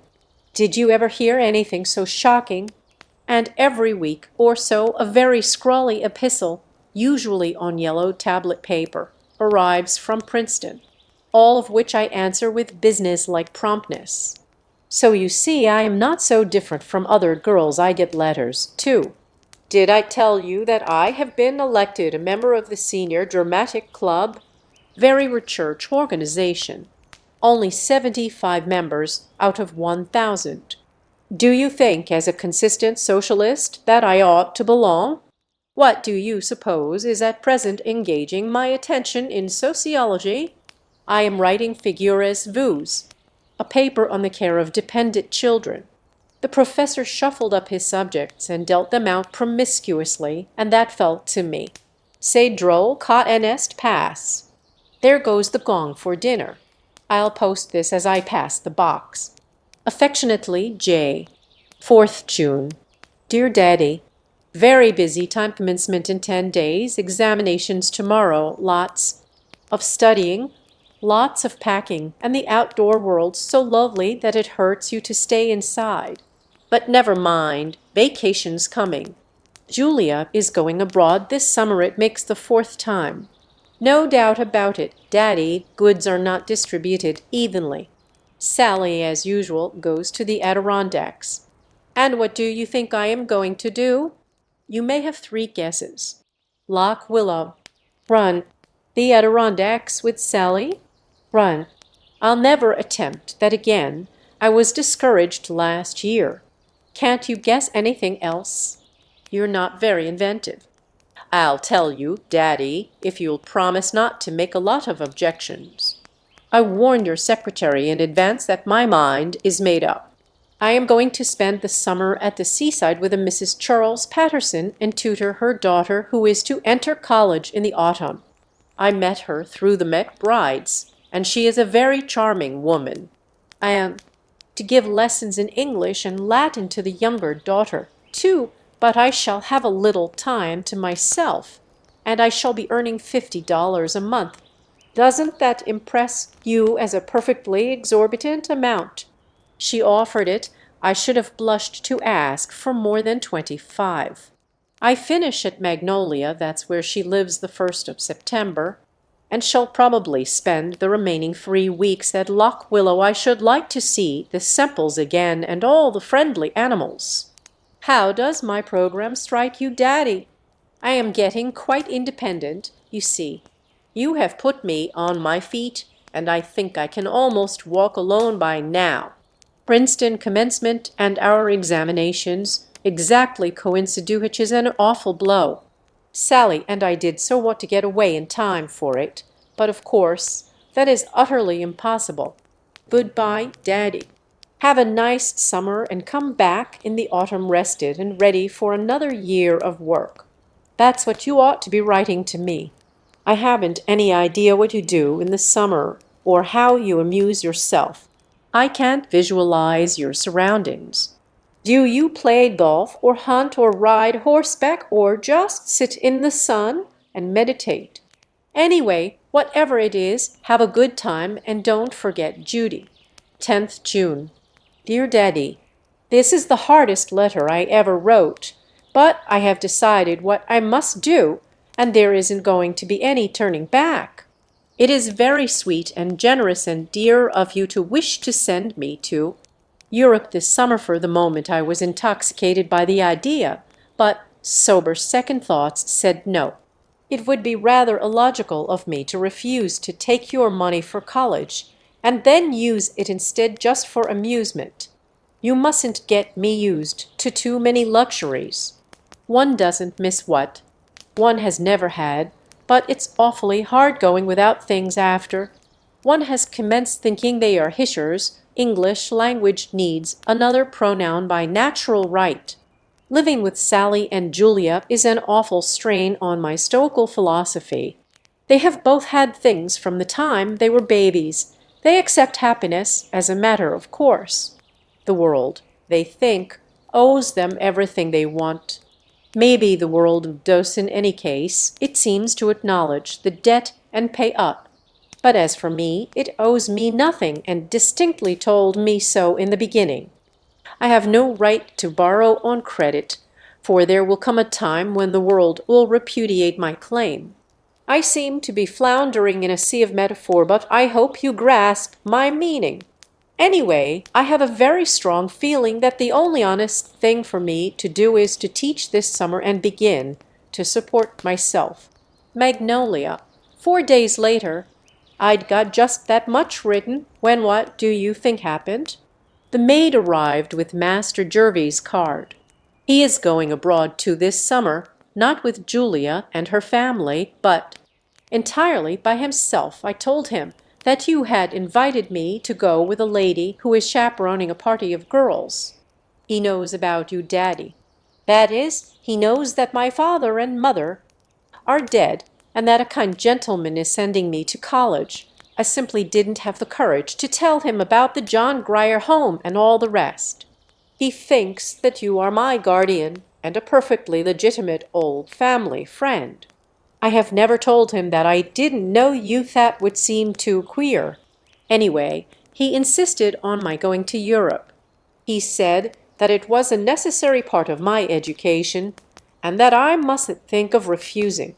Also, that he would be in Paris at the same time and that we would run away from the chaperone occasionally and have dinner together at nice, funny, foreign restaurants. Well, Daddy, it did appeal to me. I'd almost weakened. If he hadn't been so dictatorial, maybe I should have entirely weakened. I can be enticed step by step, but I won't be forced. He said I was a silly, foolish, irrational, quixotic, idiotic, stubborn child. Those are a few of his abusive adjectives. The rest escaped me, and that I didn't know what was good for me. I ought to let older people judge. We almost quarreled, I am not sure, but that we entirely did. In any case, I packed my trunk fast and came up here. I thought I'd better see my bridges in flames behind me before I finished writing to you. They are entirely reduced to ashes now. Here I am at Cliff Top, the name of Mrs. Patterson's cottage, with my trunk unpacked, and Florence, the little one, already struggling with first declension nouns. And it bids fair to be a struggle. She is a most uncommonly spoiled child. I shall have to teach her first how to study. She has never in her life concentrated on anything more difficult than ice cream soda water. We use a quiet corner of the cliffs for schoolroom. Mrs. Patterson wishes me to keep them out of doors, and I will say that I find it difficult to concentrate with the blue sea before me and ships a-sailing by. And when I think I might be on one, sailing off to foreign lands, but I won't let myself think of anything but Latin grammar. The prepositions are or ab, absc, coram, cum, det, or ex, pre, pro, sign, tennis, in, subter, sub, and super govern the ablative. So you see, Daddy, I am already plunged into work with my eyes persistently set against temptation.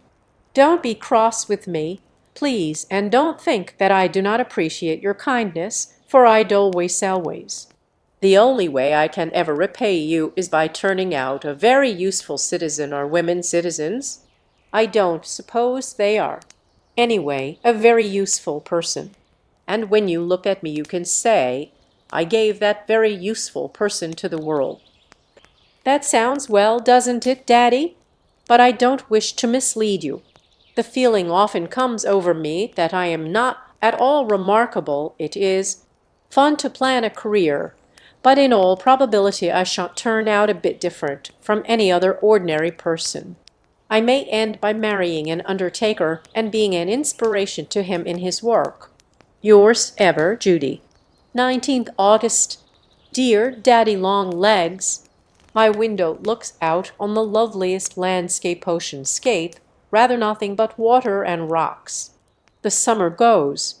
I spend the morning with Latin and English and algebra and my two stupid girls. I don't know how Marian is ever going to get into college, or stay in after she gets there. And as for Florence, she is hopeless, but oh, such a little beauty. I don't suppose it matters in the least whether they are stupid or not, so long as they are pretty. One can't help thinking, though, how their conversation will bore their husbands, unless they are fortunate enough to obtain stupid husbands. I suppose that's quite possible. The world seems to be filled with stupid men. I've met a number this summer. In the afternoon we take a walk on the cliffs, or swim, if the tide is right. I can swim in salt water with the utmost ease. You see, my education is already being put to use. A letter comes from Mr. Jervis Pendleton in Paris, Rather a short, concise letter. I'm not quite forgiven yet for refusing to follow his advice. However, if he gets back in time, he will see me for a few days at Lock Willow before college opens, and if I am very nice and sweet and docile, I am led to infer be received into favor again. Also a letter from Sally. She wants me to come to their camp for 2 weeks in September. Must I ask your permission, or haven't I yet arrived at the place where I can do as I please? Yes, I am sure I have. I'm a senior, you know, having worked all. Summer, I feel like taking a little healthful recreation. I want to see the Adirondacks. I want to see Sally. I want to see Sally's brother's going to teach me to canoe, and we come to my chief motive, which is mean I want Master Jervie to arrive at Lock Willow and find me not there. I must show him that he can't dictate to me. No one can dictate to me but you, Daddy, and you can't always. I'm off for the woods. Judith, Camp McBride, 6 September. Dear Daddy, your letter didn't come in time, I am pleased to say. If you wish your instructions to be obeyed, you must have your secretary transmit them in less than 2 weeks. As you observe, I am here and have been for 5 days. The woods are fine, and so is the camp, and so is the weather, and so are the McBrides, and so is the whole world. I'm very happy. There's Jimmy calling for me to come canoeing. Would be sorry to have disobeyed, but why are you so persistent about not wanting me to play a little? When I've worked all the summer, I deserve 2 weeks. You are awfully dog in the mangerish. However, I love you still, Daddy, in spite of all your faults. Judy, 3rd October, dear Daddy Long Legs. Back at college, and a senior, also editor of the monthly. It doesn't seem possible, does it, that so sophisticated a person just 4 years ago was an inmate of the John Grier home? We do arrive fast in America. What do you think of this? A note from Master Jervie directed to Lock Willow and forwarded here. He's sorry, but he finds that he can't get up there this autumn. He has accepted an invitation to go yachting with some friends. Hopes I've had a nice summer and am enjoying the country. And he knew all the time that I was with the McBrides, for Julia told him so. You men ought to leave intrigue to women. You haven't a light enough touch. Julia has a trunk full of the most ravishing new clothes and evening gown of rainbow liberty crepe that would be fitting raiment for the angels in paradise. And I thought that my own clothes this year were unprecedentedly, is there such a word, beautiful. I copied Mrs. Patterson's wardrobe with the aid of a cheap dressmaker, and though the gowns didn't turn out quite twins of the originals, I was entirely happy until Julia unpacked. But now I live to see Paris. Dear Daddy, aren't you glad you're not a girl? I suppose you think that the fuss we make over clothes is too absolutely silly. It is, no doubt about it. But it's entirely your fault. Did you ever hear about the learned Herr Professor who regarded unnecessary adornment with contempt and favored sensible, utilitarian clothes for women? His wife, who was an obliging creature, adopted dress reform. And what do you think he did? He eloped with a chorus girl. Yours ever, Judy. P.S. The chambermaid in our corridor wears blue check gingham aprons. I am going to get her some brown ones instead, and sink the blue ones in the bottom of the lake. I have a reminiscent chill every time I look at them. 17th November. Dear Daddy Long Legs, such a blight has fallen over my literary career. I don't know whether to tell you or not, but I would like some silent sympathy. Please don't reopen the wound by referring to it in your next letter.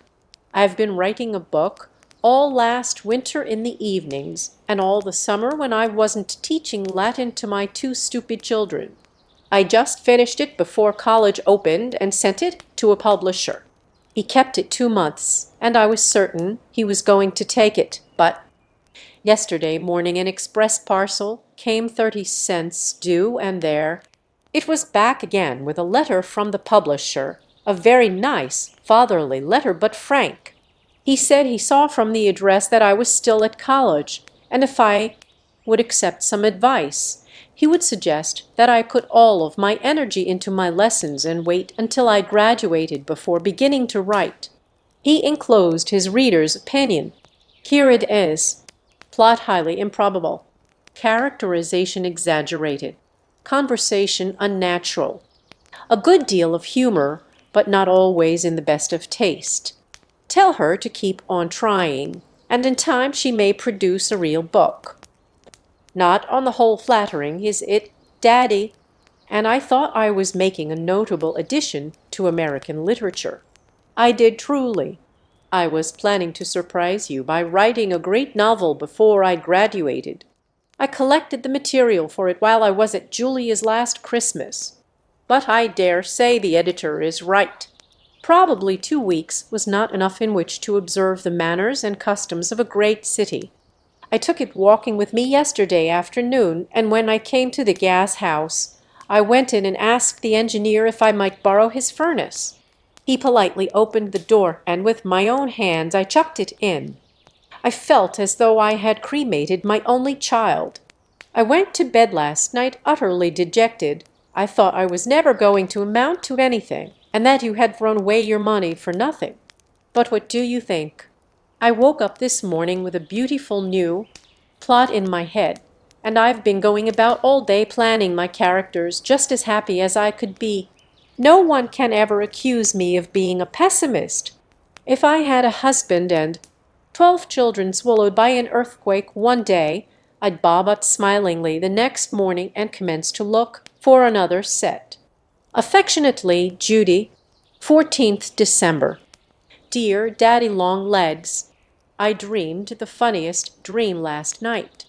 I thought I went into a bookstore, and the clerk brought me a new book named The Life and Letters of Judy Abbott. I could see it perfectly plainlard, cloth binding with a picture of the John Grier home on the cover, and my portrait for a frontispiece with "Very truly yours, Judy Abbott," written below. But just as I was turning to the end to read the inscription on my tombstone, I woke up. It was very annoying. I almost found out whom I'm going to marry and when I'm going to die. Don't you think it would be interesting if you really could read the story of your life written perfectly truthfully by an omniscient author?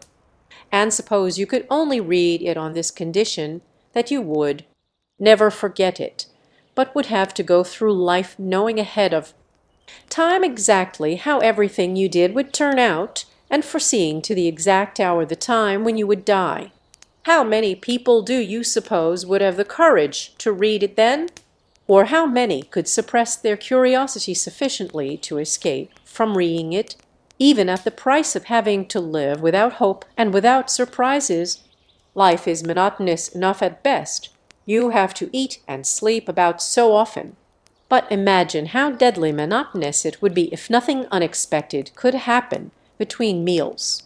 Percy, Daddy, there's a blot, but I'm on the 3rd page, and I can't begin a new sheet.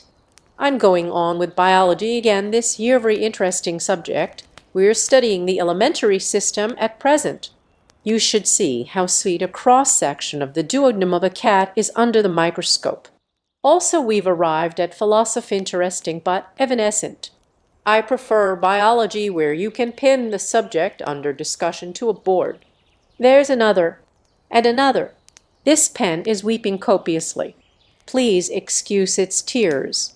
Do you believe in free will? I down reservedly. I don't agree at all with the philosophers who think that every action is the absolutely inevitable and automatic resultant of an aggregation of remote causes. That's the most immoral doctrine I ever heard. Nobody would be to blame for anything.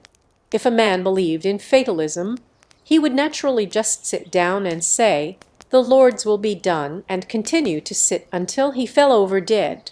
I believe absolutely in my own free will and my own power to accomplish, and that is the belief that moves mountains. You watch me become a great author. I have 4 chapters of my new book finished and 5 more drafted. This is a very abstruse letter. Does your head ache, Daddy? I think we'll stop now and make some fudge. I'm sorry I can't send you a piece. It will be unusually good, for we're going to make it with real cream and 3 butter balls. Yours affectionately, Judy. P.S. We're having fancy dancing in gymnasium class. You can see by the accompanying picture how much we look like a real ballet. The one at the end accomplishing a graceful pirouette is me, I mean I. 26th December. I, dear Daddy, haven't you any sense? Don't you know that you mustn't give one girl 17 Christmas presents? I'm a socialist, please remember. Do you wish to turn me into a plutocrat? Think how embarrassing it would be if we should ever quarrel. I should have to engage a moving van to return your gifts. I am sorry that the necktie I sent was so wobbly. I knit it with my own hands, as you doubtless discovered from internal evidence. You will have to wear it on cold days and keep your coat buttoned up tight. Thank you, Daddy, 1,000 times. I think you're the sweetest man that ever lived and the foolishest. To the Here's a 4-leaf clover from Camp McBride to bring you good luck for the new year. 9th January. Do you wish to do something, Daddy, that will ensure your eternal salvation? There is a family here who are in awfully desperate straits. A mother and father and 4 visible children, 2 older boys, have disappeared into the world to make their fortune and have not sent any of it back. The father worked in a glass factory and got consumption. It's awfully unhealthy work and now has been sent away to a hospital. That took all their savings, and the support of the family falls upon the oldest daughter, who is 24. She dressmakes for $1.50 a day when she can get it, and embroiders centerpieces in the evening. The mother isn't very strong and is extremely ineffectual and pious. She sits with her hands folded, a picture of patient resignation, while the daughter kills herself with overwork and responsibility and worry. She doesn't see how they are going to get through the rest of the winter, and I don't either. $100 would buy some coal and some shoes for 3 children so that they could go to school, and give a little margin so that she needn't worry herself to death when a few days pass and she doesn't get work. You are the richest man I know. Don't you suppose you could spare $100? That girl deserves help a lot more than I ever did. I wouldn't ask it. Except for the girl, I don't care much what happens to the mother. She is such a jellyfish. The way people are forever rolling their eyes to heaven and saying, perhaps it's all for the best, when they are perfectly dead sure it's not, makes me enraged. Humility or resignation, or whatever you choose to call it, is simply impotent inertia. I'm for a more militant religion. We are getting the most dreadful lessons in philosophy of Schopenhauer for tomorrow. The professor doesn't seem to realize that we are taking any other subject. He's a queer old duck. He goes about with his head in the clouds and blinks dazedly when occasionally he strikes solid earth. He tries to lighten his lectures with an occasional witticism, and we do our best to smile, but I assure you his jokes are no laughing matter. He spends his entire time between classes in trying to figure out whether matter really exists or whether he only thinks it exists. I'm sure my sewing girl hasn't any doubt but that it exists. Where do you think my new novel is? In the wastebasket. I can see myself that it's no good on earth, and when a loving author realizes that, what would be the judgment of a critical public? Later, I address you, Daddy, from a bed of pain. For 2 days I've been laid up with swollen tonsils. I can just swallow hot milk, and that is all. What were your parents thinking of not to have those tonsils out when you were a baby? The doctor wished to know. I'm sure I haven't an idea, but I doubt if they were thinking much about me. Yours, J.A. Next morning. I just read this over before sealing it. I don't know why I cast such a misty atmosphere over life. I hasten to assure you that I am young and happy and exuberant, and I trust you are the same. Youth has nothing to do with birthdays, only with aliveness of spirit. So even if your hair is gray, Daddy, you can still be a boy. Affectionately, Judy, 12th Jan. Dear Mr. Philanthropist, your check for my family came yesterday. Thank you so much. I taught gymnasium and took it down to them right after luncheon, and you should have seen the girl's face.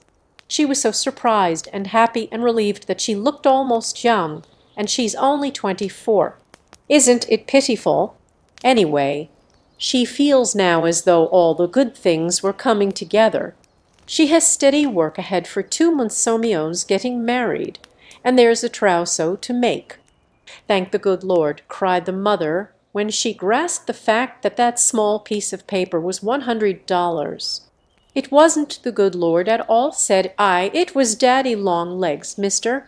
Smith, I called you.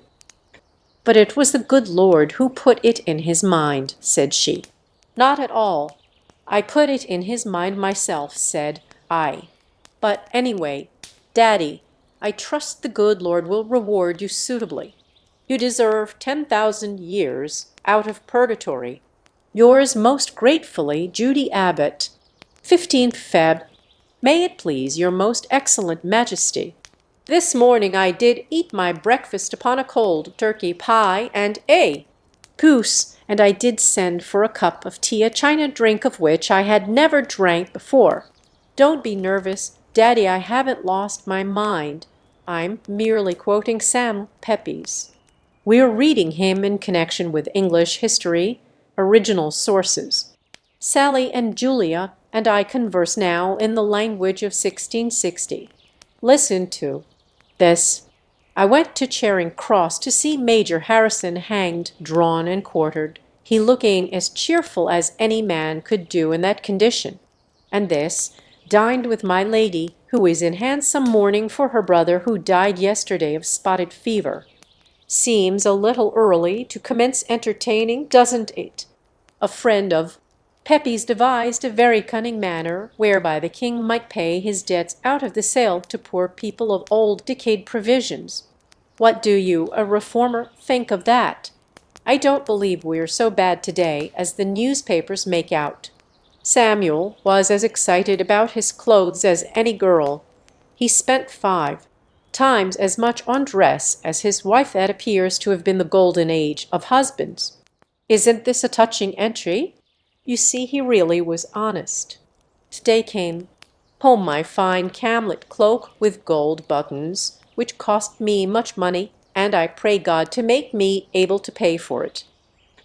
Excuse me for being so full of Pepys. I'm writing a special topic on him. What do you think, Daddy? The Self-Government Association has abolished the 10 o'clock rule. We can keep our lights all night if we choose. The only requirement being that we do not disturb others we are not supposed to entertain on a large scale. The result is a beautiful commentary on human nature.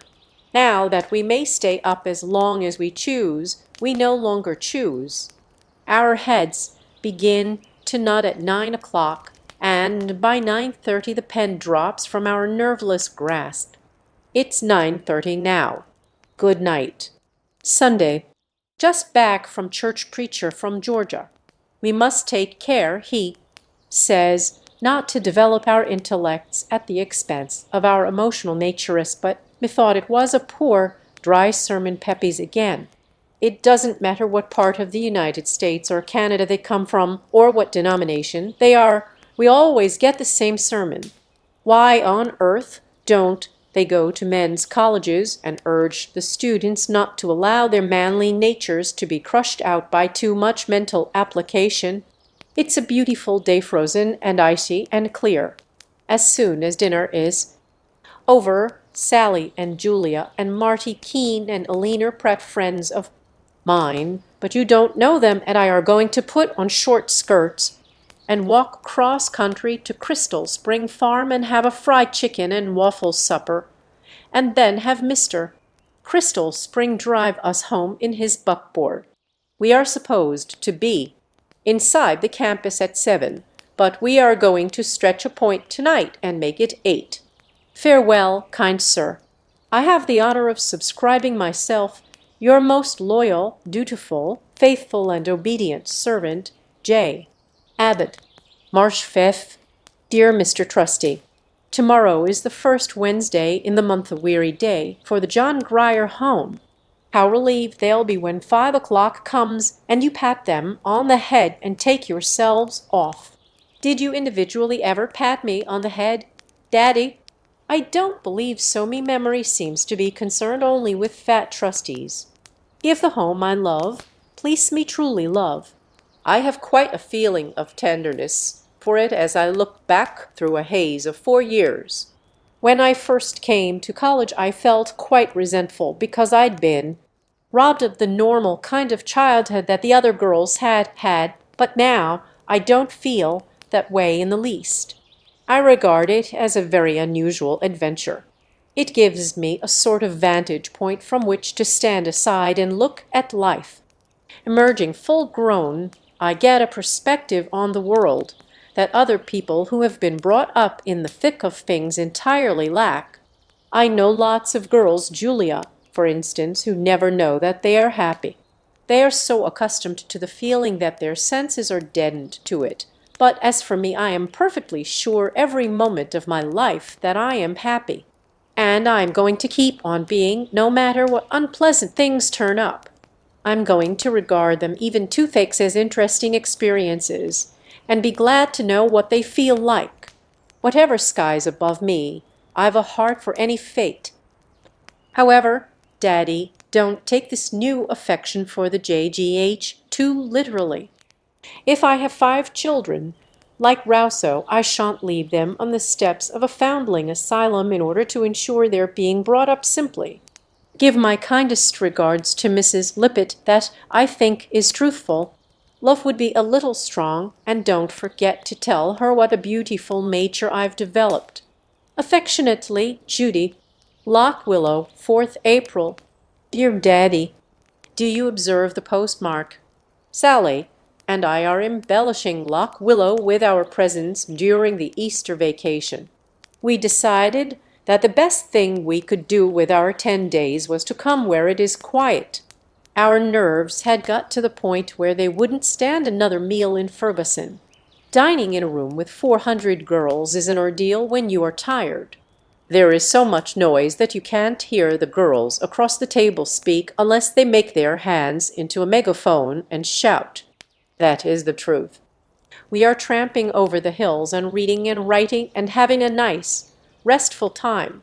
We climbed to the top of Sky Hill this morning, where Master Jervie and I once cooked a parrot. Doesn't seem possible that it was nearly 2 years ago. I could still see the place where the smoke of our fire blackened the rock. It is funny how certain places get connected with certain people, and you never go back without thinking of them. I was quite lonely without him for 2 minutes. What do you think is my latest activity? Daddy, you will begin to believe that I am incorrigible. I am writing a book. I started it 3 weeks ago and am eating it up in chunks. I've caught the secret. Master Jervie and that editor man were right. You are most convincing when you write about the things you know. And this time it is about something that I do know exhaustively. Guess where it's laid? In the John Grier Home. And it's good, Daddy. I actually believe it is just about the tiny little things that happened every day. I'm a realist now. I've abandoned romanticism. I shall go back to it later, though, when my own adventurous future begins. This new book is going to get itself finished and published. You see if it doesn't. If you just want a thing hard enough and keep on trying, you do get it in the end. I've been trying for 4 years to get a letter from you, and I haven't given up hope yet. Goodbye, Daddy dear. I like to call you Daddy dear. It's so alliterative. Affectionately, Judy. P.S. I forgot to tell you the farm news, but it's very distressing. Skip this postscript if you don't want your sensibilities all wrought up. Poor old Grove is dead. He got so that he couldn't chew, and they had to shoot him. 9 chickens were killed by a weasel or a skunk or a rat last week. One of the cows is sick, and we had to have the veterinary surgeon out from Bonnyrigg 4 Corners. Amasai stayed up all night to give her linseed oil and whiskey. But we have an awful suspicion that the poor sick cow got nothing but linseed oil. Sentimental Tommy the tortoise shell cat has disappeared. We are afraid he has been caught in a trap. There are lots of troubles in the world. 17th May. Dear Daddy Long Legs, this is going to be extremely short because my shoulder aches at the sight of a pen. Lecture notes all day, immortal novel all evening, make too much writing. Commencement 3 weeks from next Wednesday. I think you might come and make my acquaintance. I shall hate you if you don't. Julia's inviting Master Jervie, he being her family, and Sally's inviting Jimmy McBee, he being her family, but who is there for me to invite? Just you and Libbet, and I don't want her. Please come. Yours with love and writer's cramp. Judy. Lock Willow, 19th June. Dear Daddy Long Legs, I'm educated. My diploma is in the bottom bureau drawer with my 2 best dresses. Commencement was as usual, with a few showers at vital moments. Thank you for your rosebuds. They were lovely. Master Jervie and Master Jimmy both gave me roses, too, but I left theirs in the bathtub and carried yours in the class procession. Here I am at Lock Willow for the summer forever maybe. The board is cheap, the surroundings quiet and conducive to a literary life. What more does a struggling author wish? I am mad about my book. I think of it every waking moment and dream of it at night. All I want is peace and quiet and lots of time to work interspersed with nourishing meals. Master Jervie is coming up for a week or so in August, and Jimmy McBride is going to drop in sometime through the summer. He's connected with a bond house now and goes about the country selling bonds to banks. He's going to combine the Farmers National at the Corners and me on the same trip. You see that Lock Willow isn't entirely lacking in society. I'd be expecting to have you come motoring through, only I know now that that is hopeless. When you wouldn't come to my commencement, I tore you from my heart and buried you forever. Judy Abbott, A.B., 24th July. Dearest Daddy Long Legs, isn't it fun to work, or don't you ever do it? It's especially fun when your kind of work is the thing you'd rather do more than anything else in the world. I've been writing as fast as my pen would go every day this summer, and my only quarrel with life is that the days aren't long enough to write all the beautiful and valuable and entertaining thoughts I'm thinking. I've finished the 2nd draft of my book, and am going to begin the 3rd tomorrow morning at 7:30. It's the sweetest book you ever saw, it is truly. I think of nothing else. I can barely wait in the morning to dress and eat before beginning. Then I write and write and write till suddenly I'm so tired that I'm limp all over. Then I go out with Colin the new sheep-dog and romp through the fields and get a fresh supply of ideas for the next day. It's the most beautiful book you ever saw. Oh, pardon, I said that before. You don't think me conceited, do you, Day dear? I'm not, really, only just now I'm in the enthusiastic stage. Maybe later on I'll get cold and critical and sniffy. No, I'm sure I won't. This time I've written a real book. Just wait till you see it. I'll try for a minute to talk about something else. I never told you, did I, that Amasai and Carrie got married last May? They are still working here, but so far as I can see it has spoiled them both.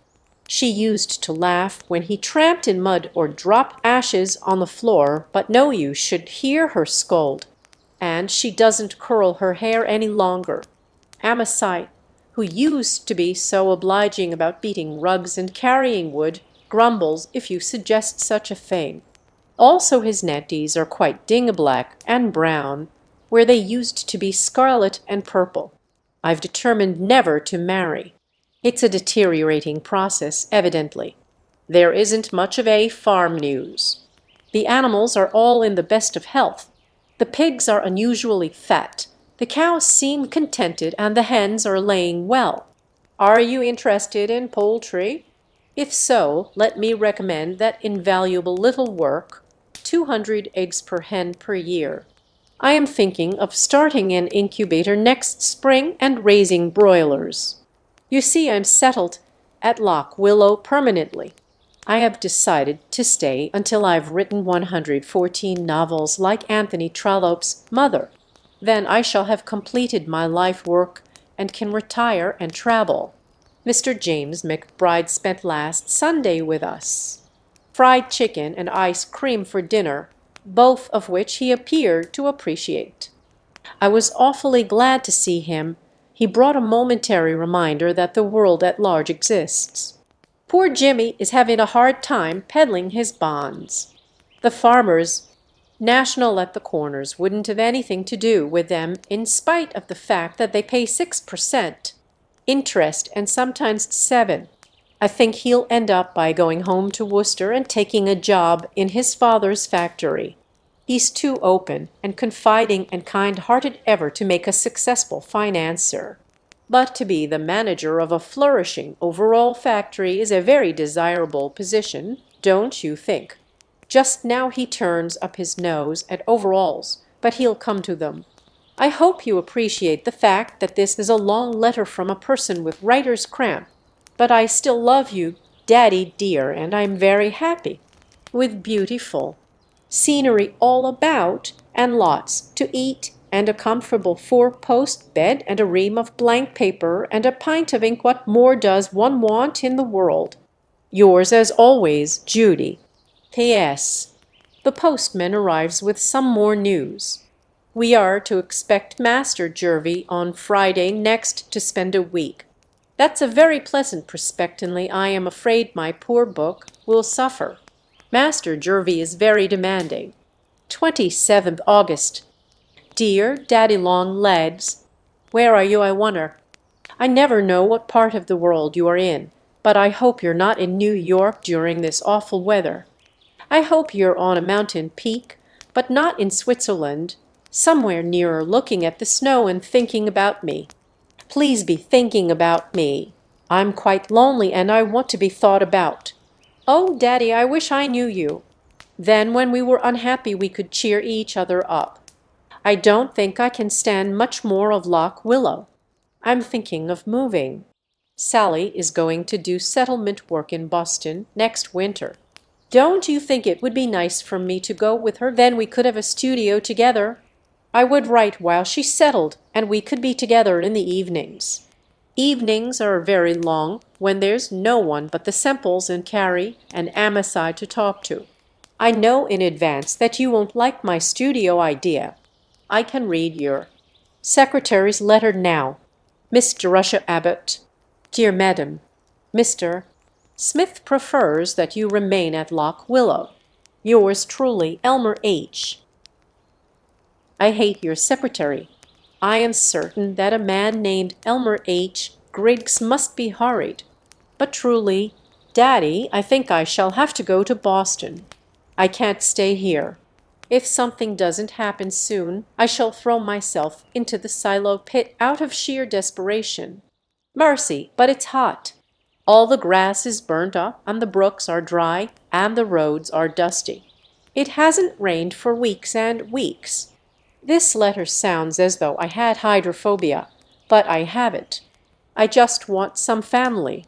Goodbye, my dearest Daddy. I wish I knew you. Judy. Lock Willow, 19th September. Dear Daddy, something has happened and I need advice. I need it from you and from nobody else in the world. Wouldn't it be possible for me to see you? It's so much easier to talk than to write, and I'm afraid your secretary might open the letter.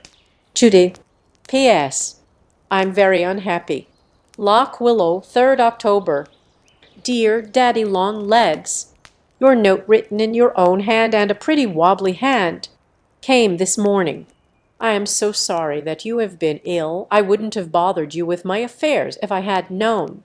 Yes, I will tell you the trouble, but it's sort of complicated to write and very private. Please don't keep this letter, but burn it. Before I begin, here's a check for $1,000. It seems funny, doesn't it, for me to be sending a check to you? Where do you think I got it? I've sold my story, Daddy. It's going to be published serially in 7 parts, and then in a book. You might think I'd be wild with joy, but I'm not. I'm entirely apathetic. Of course, I'm glad to begin paying you. I owe you over 2,000 more. It's coming in installments. Now, don't be hurried, please, about taking it, because it makes me happy to return it. I owe you a great deal more than the mere money, and the rest I will continue to pay all my life in gratitude and affection. And now, Daddy, about the other thing, please give me your most worldly advice, whether you think I'll like it or not. You know that I've always had a very special feeling towards you. You sort of represented my whole family, but you won't mind, will you, if I tell you that I have a very much more special feeling for another man? You can probably guess without much trouble who he is. I suspect that my letters have been very full of Master Jervie for a very long time. I wish I could make you understand what he is like and how entirely companionable we are. We think the same about everything. I am afraid I have a tendency to make over my ideas to match his, but he is almost always right. He ought to be, you know, for he has 14 years' start of me. In other ways, though, he's just an overgrown boy, and he does need looking after, hasn't any sense about wearing rubbers when it rains. He and I always think the same things are funny, and that is such a lot. It's dreadful when two people's senses of humor are antagonistic. I don't believe there's any bridging that gulf. And he is, oh well, he is just himself, and I miss him and miss him and miss him. The whole world seems empty and aching. I hate the moonlight because it's beautiful, and he isn't here to see it with me. But maybe you've loved somebody too, and you know. If you have, I don't need to explain. If you haven't, I can't explain. Anyway, that's the way I feel, and I've refused to marry him. I didn't tell him why. I was just dumb and miserable. I couldn't think of anything to say. And now he has gone away imagining that I want to marry Jimmy. McBride, I don't in the least. I wouldn't think of marrying Jimmy. He isn't grown up enough. But Master Jervie and I got into a dreadful muddle of misunderstanding, and we both hurt each other's feelings. The reason I sent him away was not because I didn't care for him, but because I cared for him so much. I was afraid he would regret it in the future, and I couldn't stand that. It didn't seem right for a person of my lack of antecedents to marry into any such family as his. I never told him about the orphan asylum, and I hated to explain that I didn't know who I was. I may be dreadful, you know. And his family are proud, and I'm proud, too. Also, I felt sort of bound to you. After having been educated to be a writer, I must at least try to be one. It would scarcely be fair to accept your education and then go off and not use it. But now that I am going to be able to pay back the money, I feel that I have partially discharged that debt. Besides, I suppose I could keep on being a writer even if I did marry. The two professions are not necessarily exclusive. I've been thinking very hard about it. Of course, he is a socialist, and he has unconventional ideas. Maybe he wouldn't mind marrying into the proletariat so much as some men might. Perhaps when two people are exactly in accord and always happy when together and lonely when apart, they ought not to let anything in the world stand between them. Of course, I want to believe that. But I'd like to get your unemotional opinion. You probably belong to a family also, and will look at it from a worldly point of view and not just a sympathetic, human point of view, so you see how brave I am to lay it before you. Suppose I go to him and explain that the trouble isn't Jimmy, but is the John Grier home. Would that be a dreadful thing for me to do? It would take a great deal of courage. I'd almost rather be miserable for the rest of my life. This happened nearly 2 months ago. I haven't heard a word from him since he was here. I was just getting sort of acclimated to the feeling of a broken heart when a letter came from Julia that stirred me all up again. She said very casual that Uncle Jervis had been caught out all night in a storm when he was hunting in Canada, and had been ill ever since with pneumonia. And I never knew it. I was feeling hurt because he had just disappeared into blankness without a word. I think he's pretty unhappy, and I know I am. What seems to you the right thing for me to do? Judith, 6th October. Dearest Daddy Long Legs, yes, certainly I'll come meet 4:30 next Wednesday afternoon. Of course I can find the way. I've been in New York 3 times and am not quite a baby. I can't believe that I am really going to see you. I've been just thinking you so long that it hardly seems as though you are a tangible flesh and blood person. You are awfully good, Daddy, to bother yourself with me when you're not strong. Take care and don't catch cold. These fall rains are very damp. Affectionately, Judy. P.S. I've just had an awful thought. Have you a butler?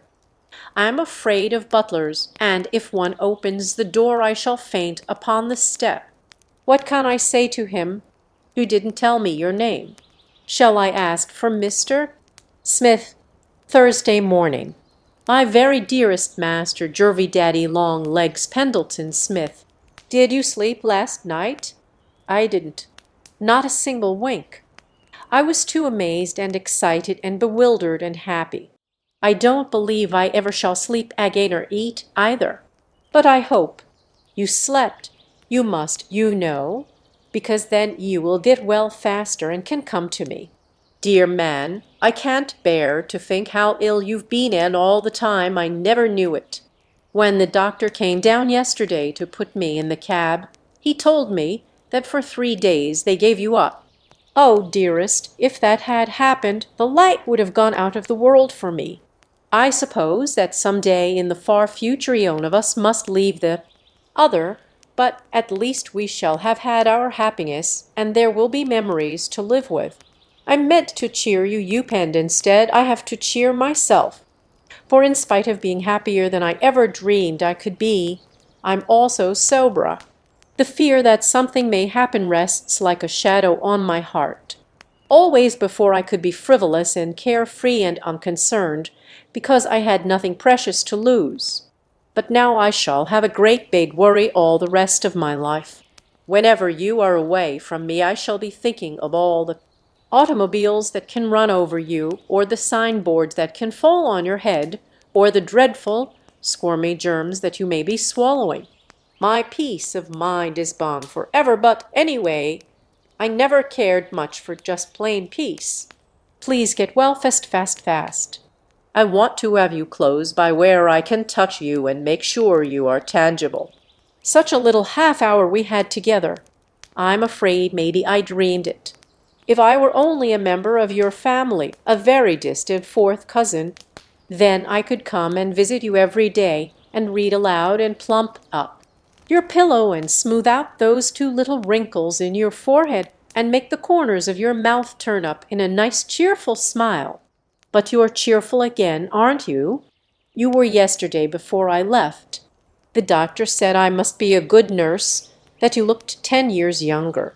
I hope that being in love doesn't make everyone 10 years younger. Will you still care for me, darling, if I turn out to be only 11? Yesterday was the most wonderful day that could ever happen. If I live to be 99, I shall never forget the tiniest detail. The girl that left Loch Willow at dawn was a very different person from the one who came back at night. Mrs. Semple called me at 4:30. I started wide awake in the darkness, and the first thought that popped into my head was, I am going to see Daddy Long Legs. I ate breakfast in the kitchen by candlelight, and then drove the 5 miles to the station through the most glorious October coloring. The sun came up on the way, and the swamp maples and dogwood glowed crimson and orange, and the stone walls and cornfields sparkled with hoar frost. The air was keen and clear and full of promise. I knew something was going to happen. All the way in the train the rails kept singing, "You're going to see Daddy Longlegs." It made me feel secure. I had such faith in Daddy's ability to set things right, and I knew that somewhere another mandarer than Daddy was wanting to see me, and somehow I had a feeling that before the journey ended I should meet him, too. And to see, when I came to the house on Madison Avenue, it looked so big and brown and forbidding that I didn't dare go in, so I walked around the block to get up my courage. But I needn't have been a bit afraid. Your butler is such a nice, fatherly old man that he made me feel at home at once. "Is this Miss Abbott?" he said to me, and I said, "Yes," so I didn't have to ask for Mr. Smith after all. He told me to wait in the drawing room. It was a very somber, magnificent, man's sort of room. I sat down on the edge of a big upholstered chair and kept saying to myself, "I'm going to see Daddy Longlegs. I'm going to see Daddy Longlegs." Then presently a man came back and asked me please to step up to the library. I was so excited that really and truly my feet would hardly take me up. Outside the door he turned and whispered, "He's been very ill, miss. This is the first day he's been allowed to sit up. You'll not stay long enough to excite him." I knew from the way he said it that he loved you, and I think he's an old dear. Then he knocked and said, "Miss Abbott," and I went in and the door closed behind me. It was so dim coming in from the brightly lighted hall that for a moment I could scarcely make out anything. Then I saw a big easy chair before the fire and a shining tea table, with a smaller chair beside it.